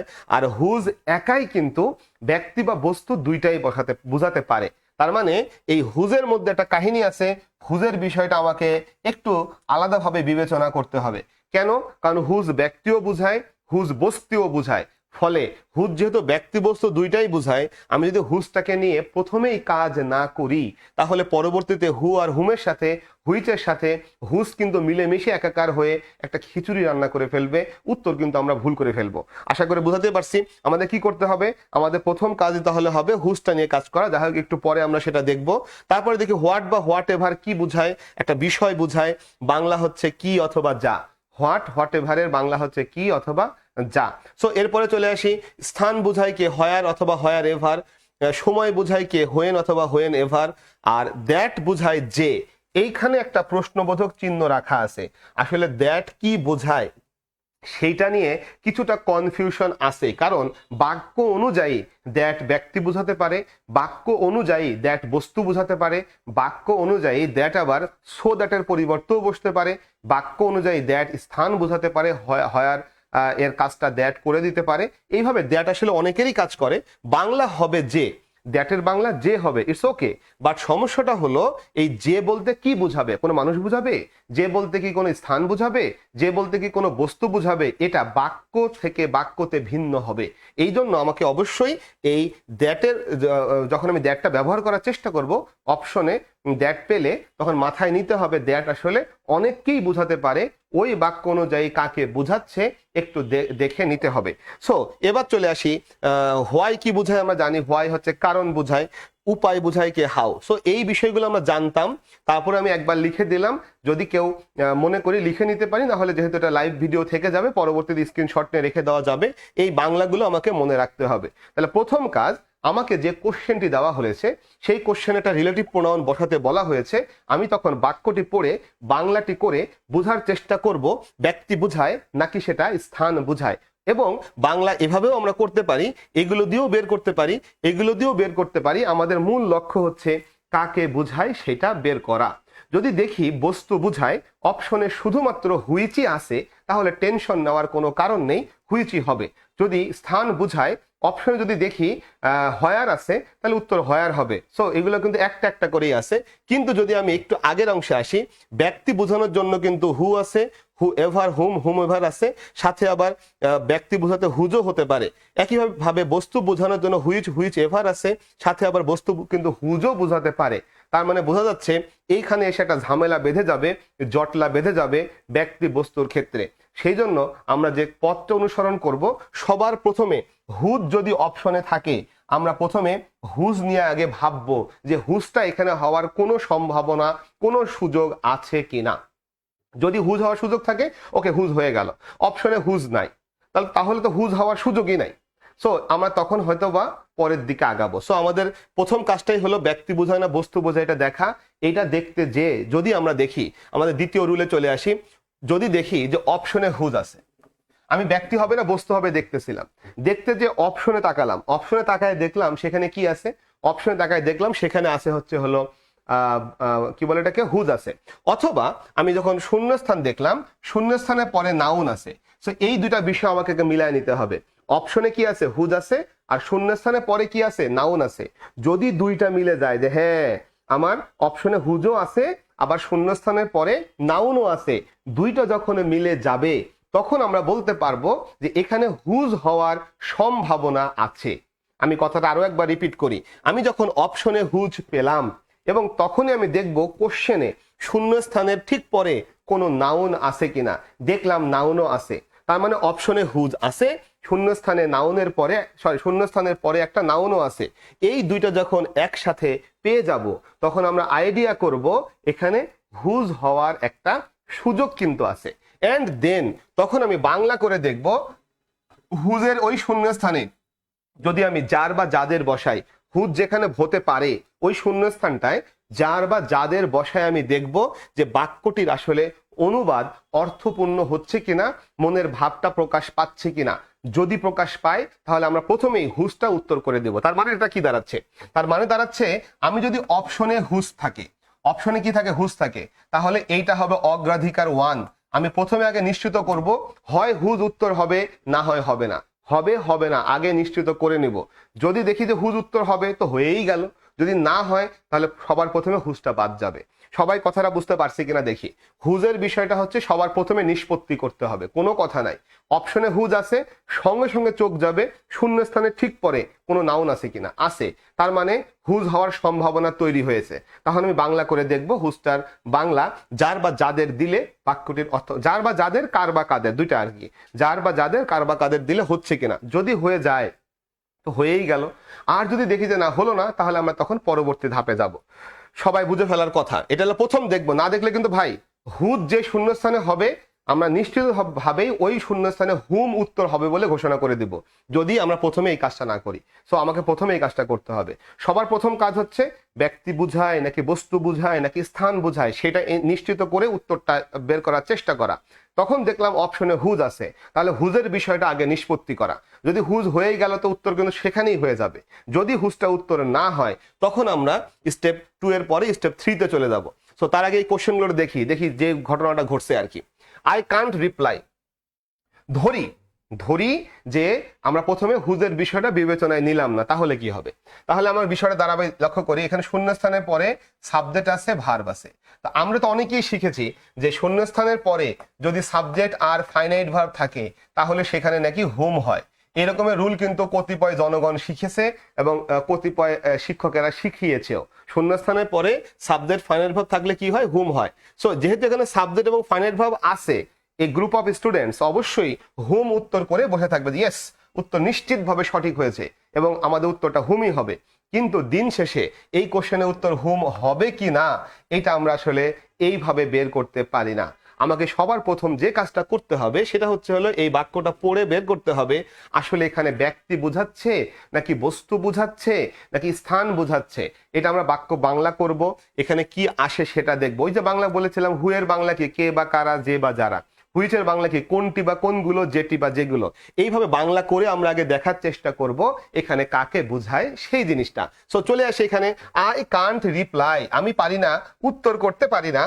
হি আস্কস, বাংলা হচ্ছে যা সে জিজ্ঞাসা করে। আমি উত্তর করতে পারি না যা সে জিজ্ঞাসা করে, কারণ তার প্রশ্নগুলো হয় কঠিন। আমি বুঝাতে পারছি আশা করি। এখানে বাংলা করে যা পেয়েছি, যা সে জিজ্ঞাসা করে আমি তার উত্তর করতে পারি না। একটু আগে দেখে এসেছি, যদি আমি একটু দেখাই কোথায় দেখেছি। এই যে আমি যদি এখানে আসি, এখানে এই যে যা পেয়েছিলাম, যা বললে কি বোঝায়? হোয়াট হবে অথবা হোয়াট এভার হবে, এটা কোনো একটা বিষয় বোঝায়। সো আশা করি ক্লিয়ার যে প্রথমে যদি এই কাজটা আমি না করতাম অনেকেই উত্তরটা এখানে হুম মেরে দিত এবং ধরা খেয়ে যেত। ঠিক আছে, সো আমরা উত্তরটা এখন আর হুম করব না, আমরা বলবো উত্তরটা হবে হোয়াট, কারণ এখানে বাংলা করে যা পেয়েছি, আর যা হলে ইংরেজিতে হোয়াট হয় অথবা হোয়াট এভার হয়। সো সবাই আশা করি 1 নম্বর কোশ্চেনটা বুঝতে পারলাম। আমার সিরিয়ালে কাজটা না করলে বিপদ অবধারিত। সো সাবধান। এবার চলে আসি পরে। Lip year dash have 366 days contain an extra day in February। এখন আমি যদি বাংলা করি, লিপ ইয়ারের বাংলা হচ্ছে অধিবর্ষ। অধিবর্ষ বাংলা করলাম অধিবর্ষ, যেটির আছে 366 দিন। যেটি বলতে কার কথা বোঝায়? আমরা জানি যেটি, যেগুলো কোথায় পেয়েছিলাম ভাই? হুইচের ক্ষেত্রে পেয়েছিলাম। সো আমরা কিন্তু এখানে হুইচ উত্তর করে ফেলবো। এখন লক্ষ্য করি, বলতে পারো যে ভাই আপনি তো বলেছেন যে হুইচের বাংলা, হুইচ কিন্তু বস্তু বুঝায়, এটাই বলেছেন, তাহলে এখানে কি লিপ ইয়ার কোনো বস্তু? উত্তর অবশ্যই না, হুইচ লিপ ইয়ার কোনো বস্তু না। কিন্তু আমরা বাংলা করে যেটা দেখি যে এখানে বাংলা করেছি যেটি, আর এই জন্যই কিন্তু প্রত্যেকটার বাংলা লিখে দিয়েছি। হুইয়ের বাংলা কি, কে বা কারা, যে বা যারা। হুইচের বাংলা কি, কোনটি বা কোনগুলো, যেটি বা যেগুলো। সো যেহেতু এখানে যেটি পেয়েছি, অধিবর্ষ যেটির আছে 366 দিন, যেটির ইংরেজি কিন্তু হুইচ, সুতরাং আমরা এখানে হুইচটা উত্তর করতেছি। আশা করি আমরা সবাই বুঝতে পারছি যে কিভাবে আমরা কোশ্চেনের উত্তরটা করলাম সিরিয়াল মেনটেন করে। সো এবার দেখি কোশ্চেন নাম্বার 3 কে কে উত্তর করতে পারি। কোশ্চেন নাম্বার 3 সবাইকে উত্তর করতে হবে। Choose the correct word for the following sentence. The teacher শূন্যস্থান student evaluations were the highest won an award. দ্রুত 3 নম্বর কোশ্চেনের উত্তরটা সবার আগে করতে হবে। কে সবার আগে উত্তর করতে পারে? দ্রুত। এখানে আছে হুইচ, হুজ, হুম, হু এবং হুজএভার। হুজএভার দেখি সবার আগে কে উত্তর করতে পারে। সবাইকে কিন্তু সঠিক উত্তর করতে হবে, যারা যারা ক্লাসটি দেখছেন। কোনো কথা নেই, ক্লাসে অবশ্যই সঠিক উত্তর করতে হবে। এখনো কেউ সঠিক উত্তর করে নাই, মানে কোশ্চেনে বিপদে বিপদ চলতেছে আর কি। দেখি কে কে সঠিক উত্তর করতে পারে। আমি আবারও বলি, রিলেটিভ প্রোনাউনের কোশ্চেনগুলো যদি পরীক্ষায় আসে, কোনো রিলেটিভ প্রোনাউন মানে সঠিক রিলেটিভ প্রোনাউন কি হবে, সেই ক্ষেত্রে আমাদেরকে অবশ্যই আমার শেখানো সিরিয়ালের রুলগুলো অ্যাপ্লাই করতে হবে। আর না হলে প্রশ্নকর্তার তৈরি করা ফাঁদে আমরা কিন্তু পড়ে যাব। আমি আবারও বলতেছি, যখন আমি কি করব, যখন আমি হচ্ছে ক্লাসগুলো এই যে রিলেটিভ প্রোনাউনের কোশ্চেনগুলো রুলগুলো শিখাইতেছি, যে সিরিয়ালে দিচ্ছি, যদি পরীক্ষায় আমি কখনো রিলেটিভ প্রোনাউনের সঠিক উত্তর বের করতে চাই, কোনো কথা নেই, আমার শেখানো সিরিয়ালে যেতে হবে। তাহলে প্রশ্নকর্তা যতই ফাঁদ পাতুক, অবশ্যই আমি সেই ফাঁদ থেকে বের হয়ে যেতে পারবো। ওকে, সুমাইয়া আক্তার সবার আগে উত্তর করেছে, নাবেলা ইসলাম উত্তর করেছে, সবাই উত্তর বি করলো, কিন্তু লিমন আহমেদ মাঝখানে এসে ডি করে দিল। এরপরে Medhamoni D, F A Fahima D. Okay, D চলতেছে, তারপরে আবার বিও চলতেছে, বি আর ডি নিয়ে মারামারি চলতেছে, বি আর ডি। আচ্ছা দেখা যাক, আমরা কিন্তু এখনো হুয়েভার হুমেভার শিখি নাই। ফলে আমাদের এখানে ঘটনাটা কি ঘটলো, আমি যখন অপশনগুলো মানে আমি যখন বাংলা করতেছিলাম দ্য টিচার স্টুডেন্টস ইভালুয়েশন, তখন কিন্তু আমার চোখ পড়ে গেছে যে শূন্যস্থানের পরে এখানে একটা নাউন আছে। সো এটা চোখে পড়তে হবে, শূন্যস্থানের পরে একটা নাউন আছে। যখন শূন্যস্থানের পরে নাউন থাকে তখনই আমার চোখ যাবে অপশনে হুজ আছে কিনা। অপশনে হুজও আছে, তাহলে শূন্যস্থানের পরে নাউন আছে, অপশনে আবার হুজও আছে। তাহলে তো আমরা প্রথমেই বলে ফেলেছি যে হুজটা হবে কিনা আগে নিশ্চিত করতে হবে। হুজ যদি হয়েই যায়, উত্তর হুজ হয়েই যাবে, না হলে তখন অন্য কোথাও উত্তর খুঁজতে যেতে হবে। আশা করি বুঝতেই পারতেছি, আমাদের প্রথম কথা হলো হুজ হবে কিনা। এই হবে কিনা বের করার জন্য বাংলা করতে হবে, বাংলা করে দেখতে হবে হুজ দিলে এই বাক্যটির বাংলা আসে কিনা। সো এখানে স্টুডেন্ট হলো ছাত্রছাত্রী, ইভালুয়েশন শব্দের অর্থ মূল্যায়ন, দা টিচার ওই শিক্ষকটা যার ছাত্র মূল্যায়ন ছিল দি হাইয়েস্ট, ছিল সর্বোচ্চ, ওন অ্যান অ্যাওয়ার্ড, সে একটা পুরস্কার জয় করেছিল। লক্ষ্য করি এখানে যখন আমি যার বললাম তখন কিন্তু এই বাক্যটি আসলে অর্থপূর্ণ হয়ে গেল।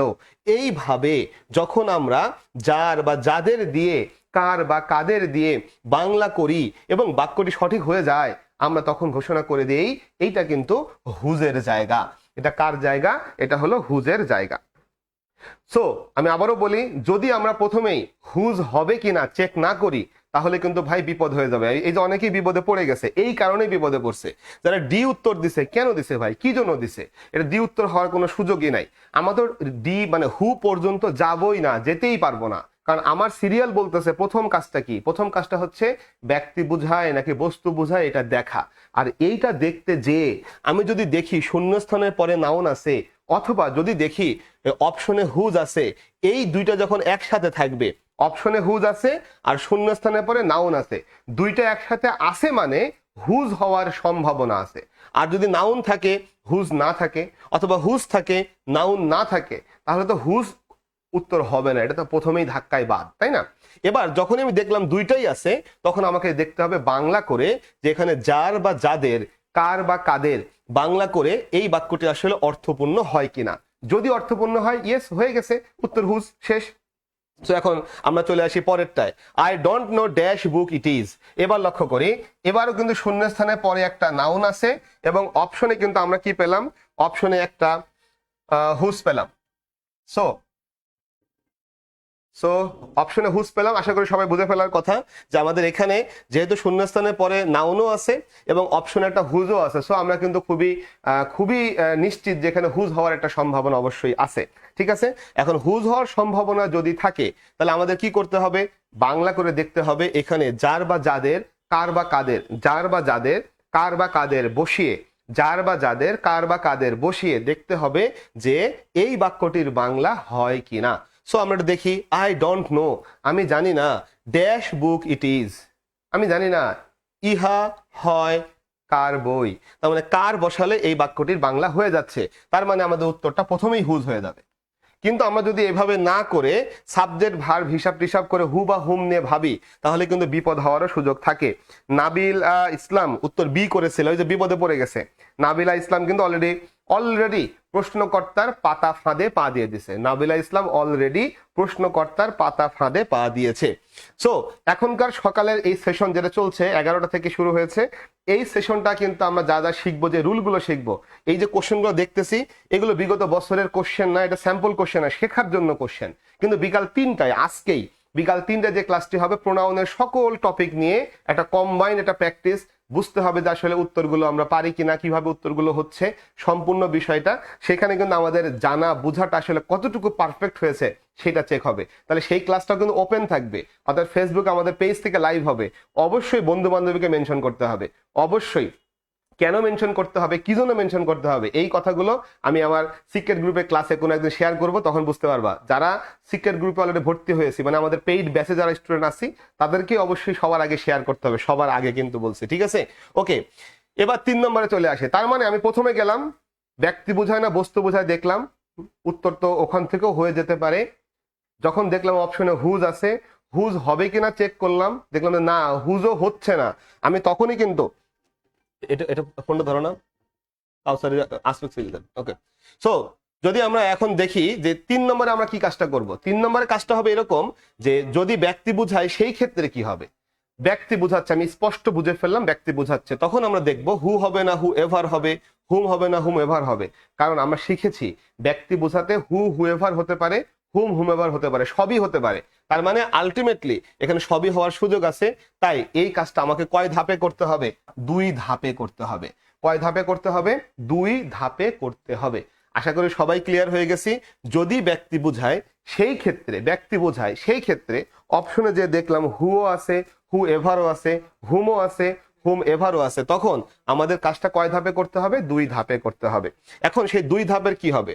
আমাদের 2 ধাপের ভিতরে প্রথম যে ধাপটা আমি এই ধাপে বের করব কোন গ্রুপ থেকে উত্তর হবে, হু গ্রুপ নাকি হুম গ্রুপ। এই 2 গ্রুপের কোন গ্রুপ থেকে উত্তর আসবে। এভার হবে কি হবে না আমরা দ্বিতীয় ধাপে করব। প্রথম ধাপে বের করব হু হবে নাকি হুম হবে, মানে হু এর দল নাকি হুমের দল, কোন দল থেকে আসবে এটা আগে নিশ্চিত করতে হবে। তারপরের কাজটা হলো এভার দিব নাকি দিব না। 2 ধাপে বের করলে আমাদের উত্তরটা একেবারেই নির্ভুল ভাবে আসবে। আশা করি বুঝতে পারছি কিভাবে এই কাজটা করব। প্রথম কাজটা হচ্ছে হু নাকি হুম, 2 গ্রুপের মধ্যে কোন গ্রুপ হবে। দ্বিতীয় কাজটা হচ্ছে যে হু আর হুম যেই গ্রুপই হোক না কেন সেই গ্রুপে এভার হবে কিনা। ধরি প্রথম ধাপে বের করলাম উত্তরটা হু গ্রুপ থেকে আসবে, তাহলে দ্বিতীয় ধাপে বের করব শুধু হু হবে না হু এভার হবে। আমি আবারও বলি, প্রথম ধাপে বের করলাম উত্তরটা হুম গ্রুপ থেকে আসবে, দ্বিতীয় ধাপে বের করব শুধু হুম হবে নাকি হুম এভার হবে। আশা করি কথাগুলো বুঝাইতে পারছি। আমি আবারও বলতেছি, প্রথম ধাপে বের করব যে শুধু প্রথম ধাপে বের করব হু নাকি হুম, দ্বিতীয় ধাপে বের করব প্রথম ধাপে বের করে ফেললাম হু হবে, আর দ্বিতীয় ধাপে যে আমরা বের করব এটা কি হু থাকবে নাকি হু এভার হবে। আবারও লক্ষ্য করে প্রথম ধাপে বের করলাম হুম হবে, দ্বিতীয় ধাপে বের করব শুধু হুম হবে নাকি হুম এভার হবে। এইভাবে আমরা কাজগুলো করব। দেখি কিভাবে কাজ করি। প্রথম কাজটা হচ্ছে হু অথবা হু এভার, হুম অথবা হুম এভার কোনটা হবে এটা বের করার জন্য আমরা যে কাজটা করব, টোটাল ফাইনাইট ভার্ব বের করব, টোটাল সাবজেক্ট বের করব। অর্থাৎ যে সেন্টেন্সটা দেওয়া হয়েছে সেই সেন্টেন্সের পুরো সেন্টেন্সে ফাইনাইট ভার্ব কয়টা আছে গুনবো, পুরো সেন্টেন্সে সাবজেক্ট কয়টা আছে গুনবো। যদি দেখা যায় সাবজেক্ট এবং ফাইনাইট ভার্ব সমান সমান আছে, অর্থাৎ পুরো বাক্যটার মধ্যে যতগুলো সাবজেক্ট আছে ঠিক ততগুলোই ফাইনাইট ভার্ব আছে সমান সমান, তাহলে আমাদের উত্তর হবে হুম অথবা হুম এভার। উত্তর হবে হুম অথবা হুম এভার। আর যদি ফাইনাইট ভার্ব দেখা যায় বেশি আছে, সাবজেক্টটা কম আছে, তাহলে কিন্তু এটা হবে হু অথবা হু এভার। সো আমি আবারও বলতেছি, বাক্যের ভিতরে টোটাল কতগুলো সাবজেক্ট আছে, কতগুলো ফাইনাইট ভার্ব আছে, আমরা কিছুক্ষণের মধ্যে এই কাজটা করব। কতগুলো ফাইনাইট ভার্ব আছে, কতগুলো সাবজেক্ট আছে, যদি দেখি সমান সমান তাহলে আমরা বলবো এটা হুম বা হুম এভারের জায়গা, মানে হুম দল থেকে উত্তর আসবে। আর যদি দেখি যে না সমান না, ফাইনাইট ভার্ব বেশি আছে, সাবজেক্ট কম আছে, তখন আমি ঘোষণা করব যে না, যেহেতু সাবজেক্ট কম আছে তার মানে এখানে হবে হু অথবা হু এভার থেকে। এখন বলতে পারি যে ভাই এর চাইতে তো আমাদের সহজ রুল ছিল ওইটাই, যে শূন্য স্থানে পরে আমি সাবজেক্ট পেলাম, ফাইনাইট ভার্ব পেলাম, তাহলে এখানে কি হবে, এখানে হবে হুম অথবা হুম এভার। এই রুলটাই তো সহজ ছিল, তাহলে আপনি এই রুলটা বাদ দিয়ে এই রুলটা কেন বললেন। আমি আবারও বলি, এই রুলটা যে ভুল বিষয়টা এরকমের না, এই রুলটাও সঠিক আছে, কিন্তু মুশকিলটা হলো এই রুলটা শিখলে প্রশ্নকর্তার তৈরি করা ফাঁদে পড়ে আমরা শহীদ হওয়ার সম্ভাবনা থাকবে। এই কারণে আমরা এই রুলটা অ্যাপ্লাই করব না। এটা প্রচলিত, এটা সবাই শেখায়, আমরা এই রুলটা অ্যাপ্লাই করব। দিস ইজ বাই সোহেল ভাই। সো আশা করি বুঝতেই পারতেছি রুলটা কি। রুলটা হলো ফাইনাইট ভার্ব যদি সাবজেক্টের সমান হয়, একটা সেন্টেন্সের টোটাল কতগুলো সাবজেক্ট আছে, একটা সেন্টেন্সের টোটাল কতগুলো ফাইনাইট ভার্ব আছে সমান সমান, তাহলে এটা হুম হবে বা হুম এভার হবে। আর সাবজেক্ট কম ফাইনাইট ভার্ব বেশি, সাবজেক্ট কম ফাইনাইট ভার্ব বেশি, তখন সেটা হু হবে অথবা হু এভার হবে। ওকে, সবাই একটু বলে ফেলি রুলটা বুঝতে পারছি কিনা, কারণ আমরা একটু কোশ্চেন করে সমাধান করতে চাই। এই কোশ্চেনগুলো করে আমরা সমাধান করতে চাই যে আসলে এখানে কিভাবে কাজটা করতে হয়। দ্রুত বের করতে চাই, দ্রুত যে টিকেটস আর গিভেন এই কোশ্চেন আমরা করব। সো আমাদের প্রথম কাজ হচ্ছে আমরা কিন্তু এখন স্টেপ 1-এ আছি, প্রথম ধাপে আছি। তাহলে আমাদের প্রথম ধাপের কাজটা কি? প্রথম ধাপের কাজটা হচ্ছে কোন দল থেকে উত্তর আসবে। বুঝতেই পারতেছি এখানে দুইটা দল আছে, একটা হু দল, একটা হচ্ছে হুম দল। একটা হলো হু দল, একটা হলো হুম দল। সো আমরা প্রথমে কিন্তু বের করব কোন দল। আমরা এখনো শিখি নাই এভার হবে কি হবে না, বাট আমরা খালি শিখছি যে হু দল না হুম দল, হু গ্রুপ নাকি হুম গ্রুপ, কোন গ্রুপ থেকে উত্তরটা আসবে। এখন চলে আসি প্রথমে, এখানে আমরা বুঝতে পারলাম আর গিভেন এটা একটা ফাইনাইট ভার্ব। একটু আমাকে কমেন্টে জানাই ফেলতে হবে সবাই ফাইনাইট ভার্ব চিনি কিনা। আমরা কিন্তু প্রথমেই ফাইনাইট ভার্ব চেনা শিখিয়েছি, এটাও কিন্তু ফ্রি লাইফ ছিল ফাইনাইট ভার্ব চেনা শেখার সময়। সো এখন এখানে আসি, এইখানে কিন্তু আরো একটা ফাইনাইট ভার্ব। তাহলে মোট ফাইনাইট ভার্ব কয়টা হলো? মোট ফাইনাইট ভার্ব হলো দুইটা, একটা হলো এখানে আর গিভেন, একটা হলো এখানে ওয়ান্স। তাহলে মোট ফাইনাইট ভার্ব কয়টা হলো? দুইটা হলো। এইবার আমি যদি বলি এই ফাইনাইট ভার্বের আগে এখানে একটা সাবজেক্ট আছে, তাহলে সাবজেক্ট এখানে একটা আছে, এই ফাইনাইট ভার্বের আগে কিন্তু কোনো সাবজেক্ট নাই। তাহলে মোট ফাইনাইট ভার্ব দুইটা, সাবজেক্ট কয়টা? একটা। তাহলে সাবজেক্ট কম আছে, তাহলে সাবজেক্ট কি আছে? সাবজেক্ট কিন্তু কম আছে। সাবজেক্ট কম থাকলে কি হবে? হু হবে অথবা হু এভার হবে, হু হবে অথবা হু এভার হবে। তার মানে আমাদের সঠিক উত্তর এইখান থেকে কোনো একটা হতে পারে। তার মানে হু অথবা হু এভার থেকে সঠিক উত্তর পাওয়া যেতে পারে, হু অথবা হু এভার থেকে। সো এখানে আমি জানি না উত্তর কি হবে, আমরা পরে দেখবো এভার হবে কি হবে না, বাট উত্তর হু বা হু এভার থেকে পাওয়া যাবে। চলে আসি 2 নম্বরে, আই আস্কড হিম, আমি তাকে জিজ্ঞাসা করলাম, শূন্যস্থান হি ওয়াজ কলিং। সো আমি যদি এখন এখানে বলি আই হলো সাবজেক্ট, আস্কড হলো ভার্ব, হি হলো সাবজেক্ট, ওয়াজ কলিং হলো ভার্ব। তার মানে দুই পাশে কিন্তু সাবজেক্ট এবং ফাইনাইট ভার্বের সংখ্যা সমান সমান। তার মানে উত্তরটা হুম অথবা হুম এভার থেকে পাওয়া যাবে। অবশ্যই আমরা হুম দল থেকে উত্তর করব, হুম হবে নাকি হুম এভার হবে এটা পরের কথা। এখন আমরা উত্তর বের করতে চাই না, সুমাইয়া আফরিন উত্তর করে ফেলেছি, আমরা আসলে উত্তর বের করতে চাই না, কারণ এভার হবে কিনা এখনো ঠিক করি নাই, এখনো শিখি নাই। এফ এ ফাহিমা এটাও আমরা আসলে চাই না, উত্তর করে ফেলছি ঠিক আছে, মানে আমরা পরে উত্তর করব, দ্বিতীয় ধাপটাকে শিখে নেই তারপরে। সো চলে আসি 3 নম্বরে, আই নো দি ম্যান। আচ্ছা ঠিক আছে, 3 নম্বর কোশ্চেনের উত্তর যদি কেউ করতে চায় করতে পারি, 3 নম্বর কোশ্চেনের উত্তরটা করতে চাই, দ্রুত দেখি 3 নম্বরটা করি কিনা। আমরা তো 1 এবং 2 উত্তর করছিলাম, তো 3 নম্বরটা দেখি সবার আগে কে উত্তর করতে পারে। 3-এর উত্তরটা দেখতে হবে যে কে সবার আগে 3-এর উত্তরটা করতে পারে। দ্রুত 3 নম্বর কোশ্চেনের উত্তরটা সবার আগে করতে হবে, দ্রুত করতে চাই, দেখি কে উত্তর করতে পারে। এফ এ ফাহিমা আছে, সুমাইয়া আফরিন আছে, দেখি কে সবার আগে উত্তর করতে পারে। 3 নম্বর, আই নো দি ম্যান শূন্যস্থান I think is the doctor. So দ্রুত কোশ্চেন নাম্বার 3 সবার আগে কে উত্তরটা করতে পারে? এখনো উত্তর কেউ করে নাই, সো দ্রুত উত্তর করতে হবে ভাই, অতি দ্রুত। 3-এর উত্তর সুমাইয়া আফরিন করে ফেলেছো, 3-এর উত্তর সিডির মধ্যে উত্তর পাওয়া যাবে। ঠিক আছে ভাই, সুমাইয়া আক্তার, এফ এ ফাহিমা, সুমাইয়া আফরিন বলছে 3 সিডির মধ্যে উত্তর পাওয়া যাবে। ওকে ওকে ওকে ওকে, এখন আমি একটু বলি ভাই ঘটনাটা কি ঘটেছে। এখানে আসলে সিডির মধ্যে উত্তর পাওয়া যাবে না, এখানে উত্তর পাওয়া যাবে এ বি এর মধ্যে। উত্তরটা এ হবে বা বি হবে। জুবায়েত হাসান তন্ময়, অশেষ ধন্যবাদ ভাই আমার সাথে যুক্ত হওয়ার জন্য। শরীফ যুক্ত হয়েছ, অশেষ ধন্যবাদ। সিডির মধ্যে উত্তর পাওয়া যাবে বলতেছো ভাই, না আমি প্রথমেই বলেছিলাম যে এই যে শূন্যস্থানের পরে সাবজেক্ট প্লাস ফাইনাইট ভার্ব এইটা হলে সেখানে হুম হয় অথবা হুম এভার হয়। এই যে কথাটা হুম এভার হয়, এই কথাটা আমি শিখাতে চাই না। কেন চাই না? কারণ এইটা যদি কেউ শেখে তাহলে প্রশ্নকর্তার তৈরি করা ফাঁদে সে নিজেই পা দিবে। ফলে আমি এটা শিখাইতে চাই না। কেন শিখাইতে চাই না আশা করি ক্লিয়ার হয়ে গেছি। তাহলে আমি যদি এখন এখানে দেখি, এখানে আমরা যদি এভাবে চিন্তা করি শূন্যস্থানের পরে কি আছে? আই সাবজেক্ট, থিঙ্ক ভার্ব, আর এই ফাঁদেই কিন্তু অনেকে পা দিছে। সিডি যারা বলতেছে উত্তর, তারা এই ফাঁদে পা দিয়েছে। অর্থাৎ প্রশ্নকর্তা যে টার্গেট নিয়ে প্রশ্নটা করেছিল তোমাদেরকে ধরাশায়ী করবে এবং সেটাই করেছে। আমি যেটা শিখাইছি সেখানে আসি। আমি বলছিলাম আমরা পুরো বাক্যের মধ্যে কয়টা সাবজেক্ট আছে, কয়টা ফাইনাইট ভার্ব আছে গুনবো, তারপরে আমি তার সাথে মিল করে দেখব যে সাবজেক্ট আর ফাইনাইট ভার্ব যদি সমান থাকে তাহলে হুম হবে বা হুম এভার হবে। কিন্তু যদি দেখি সাবজেক্ট কম আছে, ফাইনাইট ভার্ব বেশি আছে, তখন আমি সেখানটায় কিন্তু কি করব, হু বা হুএভার দিব। এখন চলে আসি, আই হলো সাবজেক্ট, নো হলো ভার্ব, আই হলো সাবজেক্ট, থিঙ্ক হলো ভার্ব, এই যে ইজ আরো একটা ভার্ব। তাহলে মোট ভার্ব কয়টা? একটা হলো নো, তারপরে থিঙ্ক, তারপরে ইজ। মোট ভার্ব কয়টা হলো? ফাইনাইট ভার্ব হলো মোট 3টা। সাবজেক্ট কয়টা হলো? এই যে এখানে একটা আই, এই যে একটা আই, তাহলে সাবজেক্ট হলো কয়টা? সাবজেক্ট হলো হচ্ছে 2টা। তাহলে সাবজেক্ট কি আছে?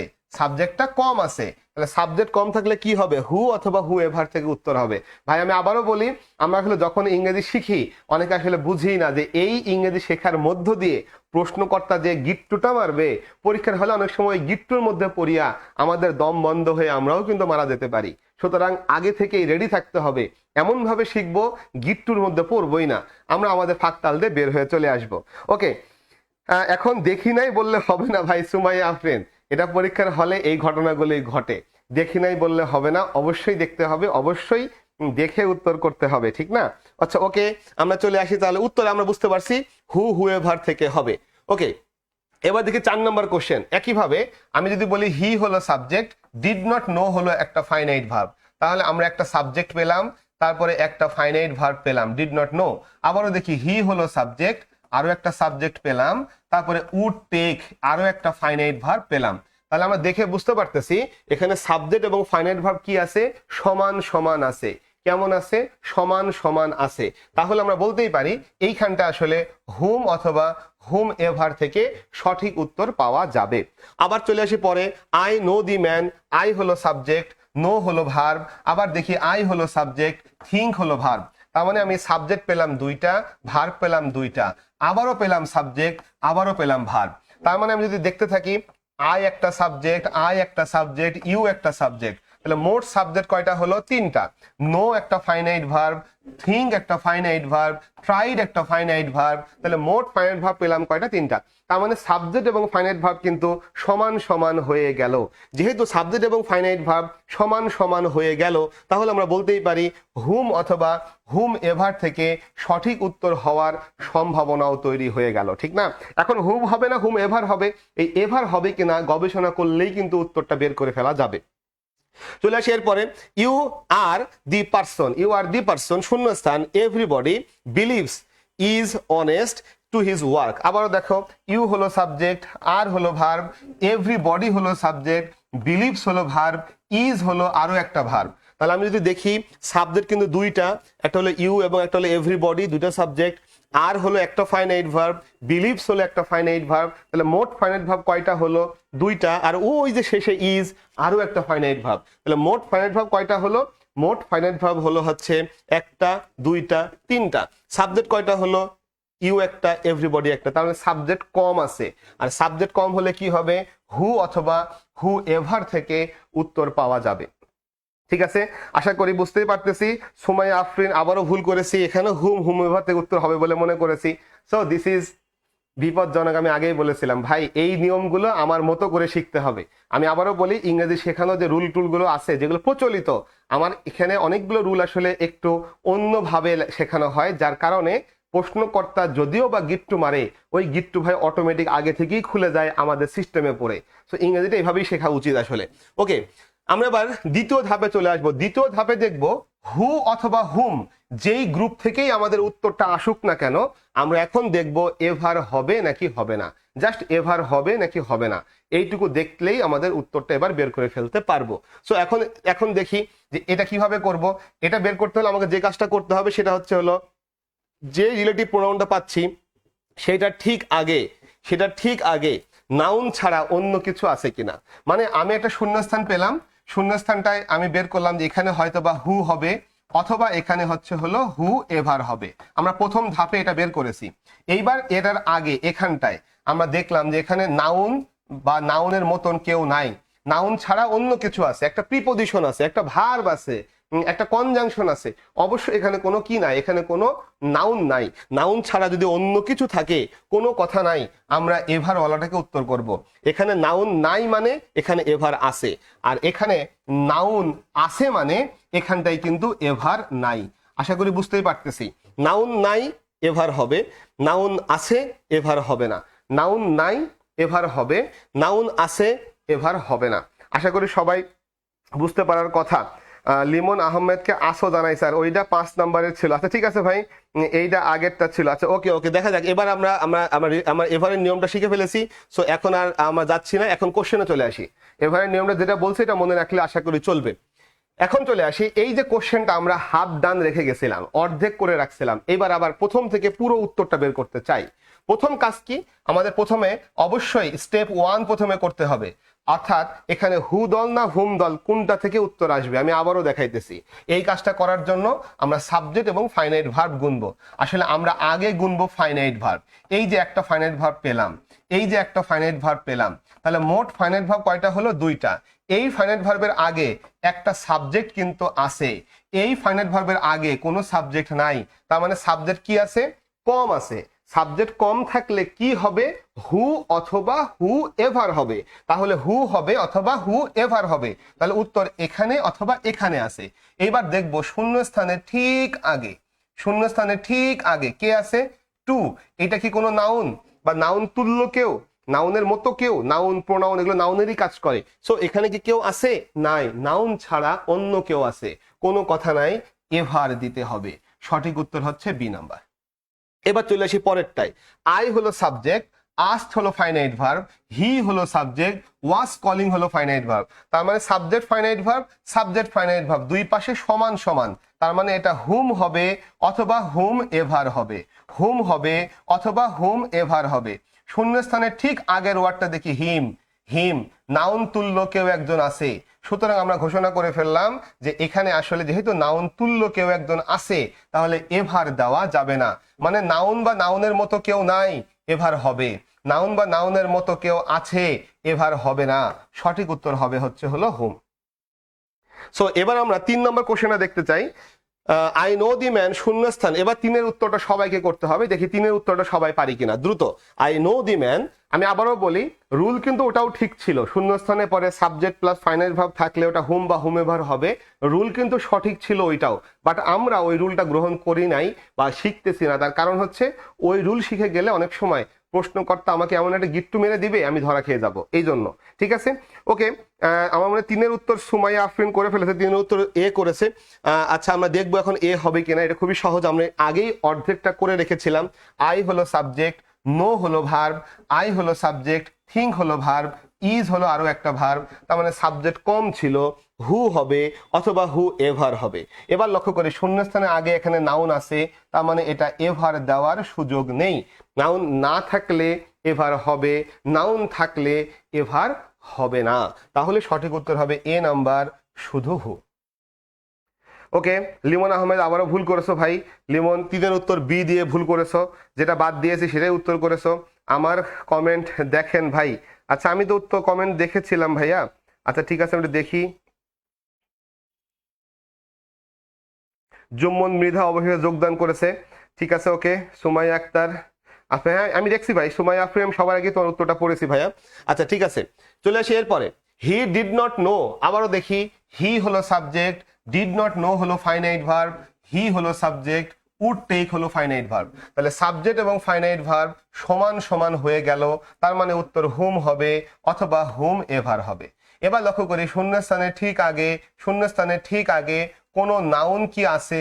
নাই, নাউন নাই, এভার আছে। নাউন নাই, এভার আছে। নাউন আছে, এভার নাই। শূন্যস্থানের ঠিক আগে নাউন নাই, তাই এভার আছে। নাউন আছে, তাই এভার হবে না। সো আমরা এখানে এভার হবে না বুঝতে পারছি। আর একটু দেখি, আই হলো সাবজেক্ট, নো হলো ভার্ব, আই হলো সাবজেক্ট, থিঙ্ক হলো ভার্ব, ইউ হলো সাবজেক্ট, ট্রাইড হলো ভার্ব। সো এখন যদি দেখি তাহলে উত্তর হবে হুম বা হুম এভার। যেহেতু নাউন আছে তাহলে এভার হবে না, উত্তর হবে শুধু হুম। 6 নম্বর দেখি, you are the person. You হলো সাবজেক্ট, আর হলো ভার্ব, এভরিবডি হলো সাবজেক্ট, বিলিভস হলো ভার্ব, আরো একটা ভার্ব। তার মানে উত্তর হু হবে অথবা হু এভার হবে। শূন্যস্থানের আগে নাউন বা নাউন তুল্য কেউ কি আছে? হ্যাঁ আছে। তাহলে আমরা ঘোষণা করলাম যেহেতু নাউন তুল্য কেউ আছে, এভার দেওয়ার সুযোগ নেই, উত্তরটা হু হবে ভাই। আশা করি আমরা সবাই হু হু এভার হুম হুম এভার পরিপূর্ণরূপে বুঝতে পেরেছি। রিলেটিভ প্রোনাউনের রুলগুলো বেশিরভাগ যারা শেখায় এখানেই শেষ হয়ে যায়, এতটুকু শেখায় না, আরো আগেই রুল শেখানো শেষ হয়ে যায়। সবাই খুব ভালো পারি বলে মনে হয়, ক্লাসে পরীক্ষায় যেয়ে ধরা খাওয়ার রাস্তাটাও রেডি হয়ে থাকে। ওকে, 6 উত্তর এ বলেছে, ঠিক আছে, ধন্যবাদ ভাই এফ এ ফাহিমা উত্তরটি পারার জন্য। আর অনেকেই উত্তর করে ফেলেছে, সুমাই আফরিন করেছে, লিমন আহমেদ করেছে, ঠিক আছে। ওকে, আমরা রিলেটিভ প্রোনাউনের 4 নম্বর রুলটা শিখবো, যে রুলটা মোস্ট ইম্পর্টেন্ট একটা রুল, যদিও শেখা হয় না। এই রুলটা আসলে অনেকেই মানে এটাকে বাদ দিয়ে যায়, এটাকে অমিট করে যায় আসলে, কিন্তু এই রুলটা বেশ ইম্পর্টেন্ট, এটা অনেকগুলো কাজে লাগে। Even right form of verbs এর কোশ্চেন করার সময়ও কিন্তু এই রুলটি আমাদের প্রয়োজন হয়। ফলে আমরা যদি একটু দেখি রিলেটিভ প্রোনাউন এর অ্যান্টিসিডেন্ট এর পরেই বসে, রিলেটিভ প্রোনাউন তার অ্যান্টিসিডেন্টের পরেই বসে, রিলেটিভ প্রোনাউনটা তার অ্যান্টিসিডেন্টের পরেই বসে। এবং রিলেটিভ প্রোনাউন এর ঠিক পরের যে ভার্বটা রিলেটিভ প্রোনাউনের অ্যান্টিসিডেন্ট অনুযায়ী বসে। এই কথাটা কিন্তু খুবই গুরুত্বপূর্ণ, যেটা আমরা 4 নম্বর স্টেপে দেখবো আর কি। আমি আবারও বলতেছি, আমি একটা রিলেটিভ প্রোনাউন পেলাম। এখন এই রিলেটিভ প্রোনাউন হু বলতে কাকে বোঝায়? কোনো একজন মানুষকে। হুইচ বলতে কাকে বোঝায়? কোনো একটা বস্তুকে। হোয়েন বলতে কাকে বোঝায়? কোনো একটা সময়কে। তো এই যে যাকে বোঝায়, এইটাই হলো ওই রিলেটিভ প্রোনাউনটার অ্যান্টিসিডেন্ট। তাহলে রিলেটিভ প্রোনাউন কোথায় বসবে? তার যে অ্যান্টিসিডেন্ট এর পরেই বসবে। রিলেটিভ প্রোনাউন তার অ্যান্টিসিডেন্টের পরেই বসবে। আর যদি কখনো রিলেটিভ প্রোনাউনের ঠিক পরে ভার্ব বসানো লাগে, এই ভার্বটা রিলেটিভ প্রোনাউনের এই অ্যান্টিসিডেন্ট অনুযায়ী বসবে। তার মানে এইটা সিঙ্গুলার হলে এই ভার্বটাও সিঙ্গুলারে হবে, এইটা প্লুরাল হলে ভার্বটাও কিন্তু কিসে হবে? প্লুরালে হবে। ঠিক আছে ভাই? জি স্যার, বুঝতে পারছি বলছো। আচ্ছা, ওকে, এখন চলে আসি এইখানে। লক্ষ্য করি এই যে হু একটা রিলেটিভ প্রোনাউন, হু বলতে কাকে বোঝাচ্ছে? স্টুডেন্টসকে, কারণ স্টুডেন্টস এর পরে হু বসেছে। তাহলে স্টুডেন্টস বহু বচন, তাই হু এর পরে কি হলো? আর। আবার এখানে দেখি স্টুডেন্ট এক বচন, তাই হু এর পরে কি হলো? ইজ। তার মানে রিলেটিভ প্রোনাউন তার অ্যান্টিসিডেন্টের পরেই বসে। হু বলতে যাকে বোঝায় সে হলো স্টুডেন্টস, হু বলতে যাকে বোঝায় সে হলো স্টুডেন্ট। তো এখানে যেহেতু স্টুডেন্টস ছিল তাই এইটা অনুসারে আর, এখানে যেহেতু স্টুডেন্ট ছিল তাই এইটা অনুসারে ইজ। ঠিক আছে ভাই? সো এই রুলটা কিন্তু খুবই ইম্পর্টেন্ট একটা রুল, যেটা আসলে আমাদের পরীক্ষায় এসেই পড়ে, কিন্তু অনেকে আসলে শিখে না, গোলমালে হয়তো হয় হয়তো হয় না। ঠিক আছে, ওকে, আমরা এখন দেখতে চাই যে এই কোশ্চেনটা, এই রুলের কোশ্চেনগুলো কেমন হয়। Which one is correct? The man was tall who stole my bag. আমি যদি এই প্রশ্নটাকে চিন্তা করি, the man was tall, লোকটি লম্বা ছিল যে যে চুরি করেছিল আমার ব্যাগটা। তাহলে এখন বলো দেখি ভাই, যে বলতে কাকে বোঝায়? দ্য ম্যান ওয়াজ টল, লোকটি লম্বা ছিল যে আমার ব্যাগটা চুরি করলো। তাহলে যে মানে কে? যে মানে দি ম্যান। এই বাক্যটা পড়লে আমরা বুঝতে পারি যে মানে হলো দি ম্যান। তাহলে এই হু কোথায় বসবে? দি ম্যানের পরে। আমরা একটা বাক্য পড়েই বুঝে ফেললাম যে এই হু বলতে আসলে দি ম্যানকে বোঝাচ্ছে। তা এখন খোঁজা শুরু করলাম কোন অপশনে দি ম্যানের পরে হু আছে। দি ম্যানের পরে হু আছে শুধুমাত্র ডি নাম্বার অপশনে। তাহলে সঠিক উত্তর তাই ডি নাম্বারটা হলো। সুমাই আফরিন উত্তর করে ফেলেছে, অশেষ ধন্যবাদ ভাই উত্তরটি সঠিক করে ফেলার জন্য। 2 নম্বরে চলে আসি। People abominate. অ্যাবোমিনেট মানে ঘৃণা করা, প্রচন্ডভাবে ঘৃণা করা। জনগণ প্রচন্ডভাবে ঘৃণা করে। দা অথার্স, ওই লেখকদের ঘৃণা করে হু। একটু ভালো করে লক্ষ্য করি, হু এর পরে আমরা যদি কোনো ভার্ব বসাই, এটা কিন্তু অথার্স অনুযায়ী হবে। অথার্স কিন্তু প্লুরাল, বহু বচনে আছে। তো দেখি এখানে কপিজ যদি দেই হবে না, কারণ ভার্বের সাথে এস বা ইএস যদি দেই তাহলে কিন্তু এটা সিঙ্গুলার হয়ে যায়। কারণ ভার্বের সাথে এস বা ইএস হয় কখন? যখন সাবজেক্ট হয় থার্ড পারসন সিঙ্গুলার নাম্বারে। এখানে হু বলতে তো অথার্সকে বুঝিয়েছে, এটা বহু বচন, তাহলে কপিজ হবে না। এবার যদি আমি শুধু কপিং দেই তাহলে ভুল হয়ে যাবে। তার কারণটা কি? তার কারণ এই যে হু এর পরে কিন্তু আমাদের কি লাগবে? একটা ফাইনাইট ভার্ব লাগবে। এখানে কপিং কোনো ফাইনাইট ভার্ব না। এখন বলতে পারো যে ভাই হু এর পরে কেন ফাইনাইট ভার্ব লাগবে? কারণ হু তো একটা ক্লজ মার্কার। হু একটা ক্লজ মার্কার, যে ক্লজ মার্কারটা নিজেই সাবজেক্ট হতে পারে। তাহলে হু এর পরে সাবজেক্ট যেহেতু নিজেই হয়ে গেছে, তাই হু এর পরে আর কোনো সাবজেক্ট আসবে না, সরাসরি একটা ফাইনাইট ভার্ব আসবে। এখানে সেটা আসে নাই, তাই এটা বাদ গেল ভাই। এবার শুধু কপি এটা হতে পারে, কিন্তু ইজ হতে পারে না। ইজ হতে পারে না কেন? তার কারণ হু এর পরে ভার্বটা হু এর অ্যান্টিসিডেন্ট অনুযায়ী বসবে, অথার্স অনুযায়ী এখানে আর হওয়া উচিত ছিল। সো বুঝতেই পারতেছি উত্তর সি নম্বর ছাড়া আর কোনোটা হতে পারে না। এই তো অনেকেই পেরে যাচ্ছি, ধন্যবাদ ভাই যারা পারতেছেন, অশেষ ধন্যবাদ।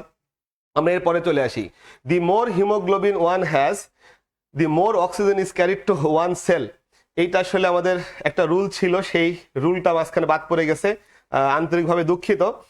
এখানে একটা রুল ছিল, রুলের একটা স্লাইড আসলে মাঝখানে একটু বাদ পড়ে গেছে। সো সেই কারণে আমরা একটু রুলটা একটু শিখে নিতে চাই। এখানে যে রুলটি আছে সেটা হচ্ছে এরকম, যে যদি কোনো সাবজেক্টে, যদি কোনো বাক্যের সাবজেক্ট ওয়ান হয়, তাহলে সেই ওয়ানের জন্য যে পসেসিভ সেটা হচ্ছে ওয়ান্স হবে। যদি কোনো বাক্যের সাবজেক্ট কি হয়, ওয়ান হয়, তাহলে ওয়ানের জন্য পসেসিভ হিসেবে কি বসবে, ওয়ান্স বসবে। মনে রাখতে হবে এটা কিন্তু অ্যাপোস্ট্রফি এস, ওয়ান থাকলে ওয়ান্স হবে। কিন্তু যদি সেটা ওয়ান না হয়ে এটা হয় সাম ওয়ান, অথবা এটা হয় এনি ওয়ান, অথবা এটা হয় নো ওয়ান, যদি এরকমের কিছু হয়, নো ওয়ান যদি এরকম হয়, তাহলে কিন্তু আমরা এখানে ওয়ান্স দিব না, আমরা দিব হচ্ছে হিজ অথবা হার। সো এটা হচ্ছে বেশি ইম্পর্টেন্ট একটা রুল।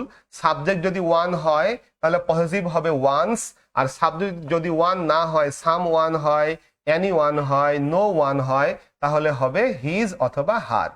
আবার সাবজেক্ট যদি ওয়ান অফ হয়, সাবজেক্ট যদি ওয়ান অফ হয়, তখন কিন্তু ওয়ান অফের পরে একটা নাউন থাকে, এই নাউনটা অনুযায়ী আমরা হচ্ছে হিজ অথবা হার কোনটা হবে এটা বের করি।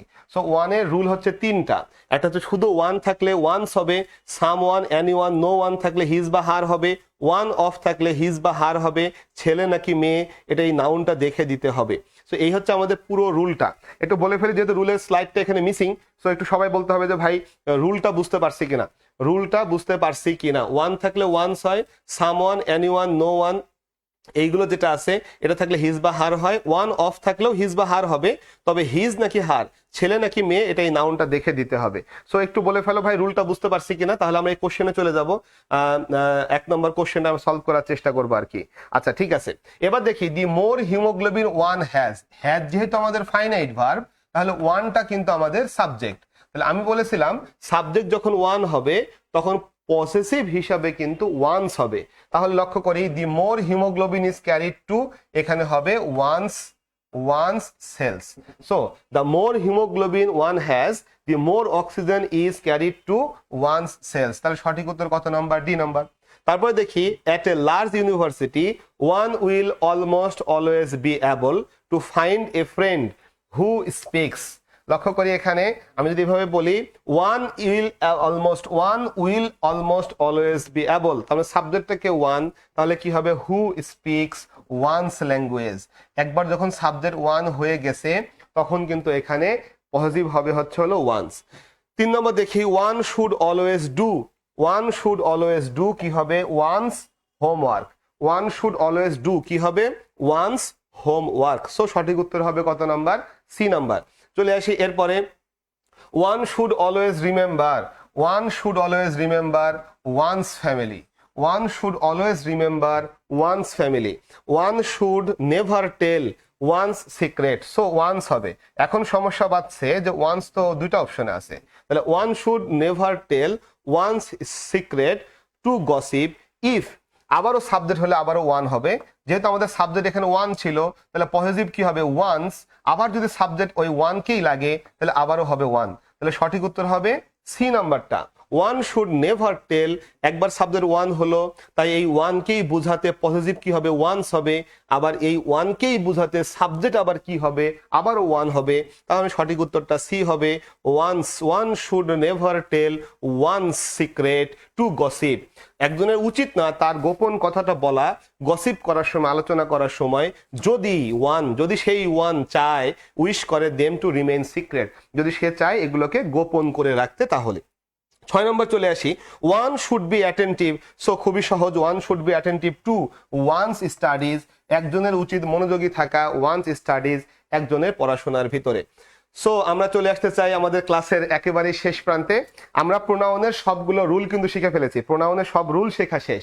এবার আজকে বিকাল 3টা থেকে আমরা আসলে প্রোনাউনের সকল কোশ্চেনগুলোর সকল রুলগুলোকে মিক্সড করে একটা কোশ্চেন সলভিং সেশন আয়োজন করব। তবে এই ক্লাসটিতে কিন্তু সবাইকে উপস্থিত থাকতে হবে বন্ধু বান্ধবীকে সাথে নিয়ে, যারা আসলে ঢাকা বিশ্ববিদ্যালয়ে ফলাফল পাওয়ার পরে কিছুটা ডিপ্রেশনে আছে, কিছুটা হতাশায় আছে যে আমাদের বোধহয় সবকিছুই চলে গেল। অনেকে হয়তো সেকেন্ড টাইম দেওয়ার চিন্তাও করতে পারে যে ভাই সেকেন্ড টাইম দিই, আরেকবার চেষ্টা করি, কি করা যায়। সকল বিষয়ে যত প্রশ্ন আছে সবগুলো উত্তর তো অবশ্যই আজকে বিকালে 3টা থেকে সেশনে থাকবে। সাথে আবারও থাকবে যেটা, সেটা হচ্ছে হলো প্রোনাউনের সকল কোশ্চেন আমরা সমাধান করে প্রোনাউনকে একেবারে প্যাক আপ করে দিব। আমরা পরবর্তী টপিকের দিকে এগিয়ে যাব। যারা ক্লাসটি দেখছিলেন সবার উদ্দেশ্যে বলি, এটা কিন্তু আমাদের গুচ্ছ ডু অর ডাই যে কোর্সটি, সেই কোর্সের পেইড ব্যাচের ক্লাস ছিল। তবে এটা আজকে শুক্রবারের জন্য, এটা বিশেষ কারণে শুক্রবার উপলক্ষে এটাকে উন্মুক্ত করে দেওয়া হয়েছে সবার জন্য। সো যারা ক্লাসটি দেখেছেন, যদি ভালো লেগে থাকে, আপনারা এখনো কিন্তু চাইলে ডু অর ডাই কোর্সে যুক্ত হওয়ার সুযোগ কিন্তু রয়েই যাচ্ছে। সো দেখা হবে আজকের বিকালে 3টার সেশনে প্রোনাউনের সকল কোশ্চেন সমাধান করার জন্য। যদি কারোর কোনো কোশ্চেন নিয়ে এখনই সমস্যা থেকে থাকে, তাহলে আমাদের পেজের ইনবক্সে মেসেজ করে দিবেন কোশ্চেনটা, কোশ্চেন উইথ অপশনস। অবশ্যই আমরা সেই কোশ্চেনের সমাধান ব্যাখ্যা সহকারে আমরা বিকাল 3টার ক্লাসে দেওয়ার চেষ্টা করব। সেই পর্যন্ত সবাই ভালো থাকবেন, সুস্থ থাকবেন। আল্লাহ হাফেজ।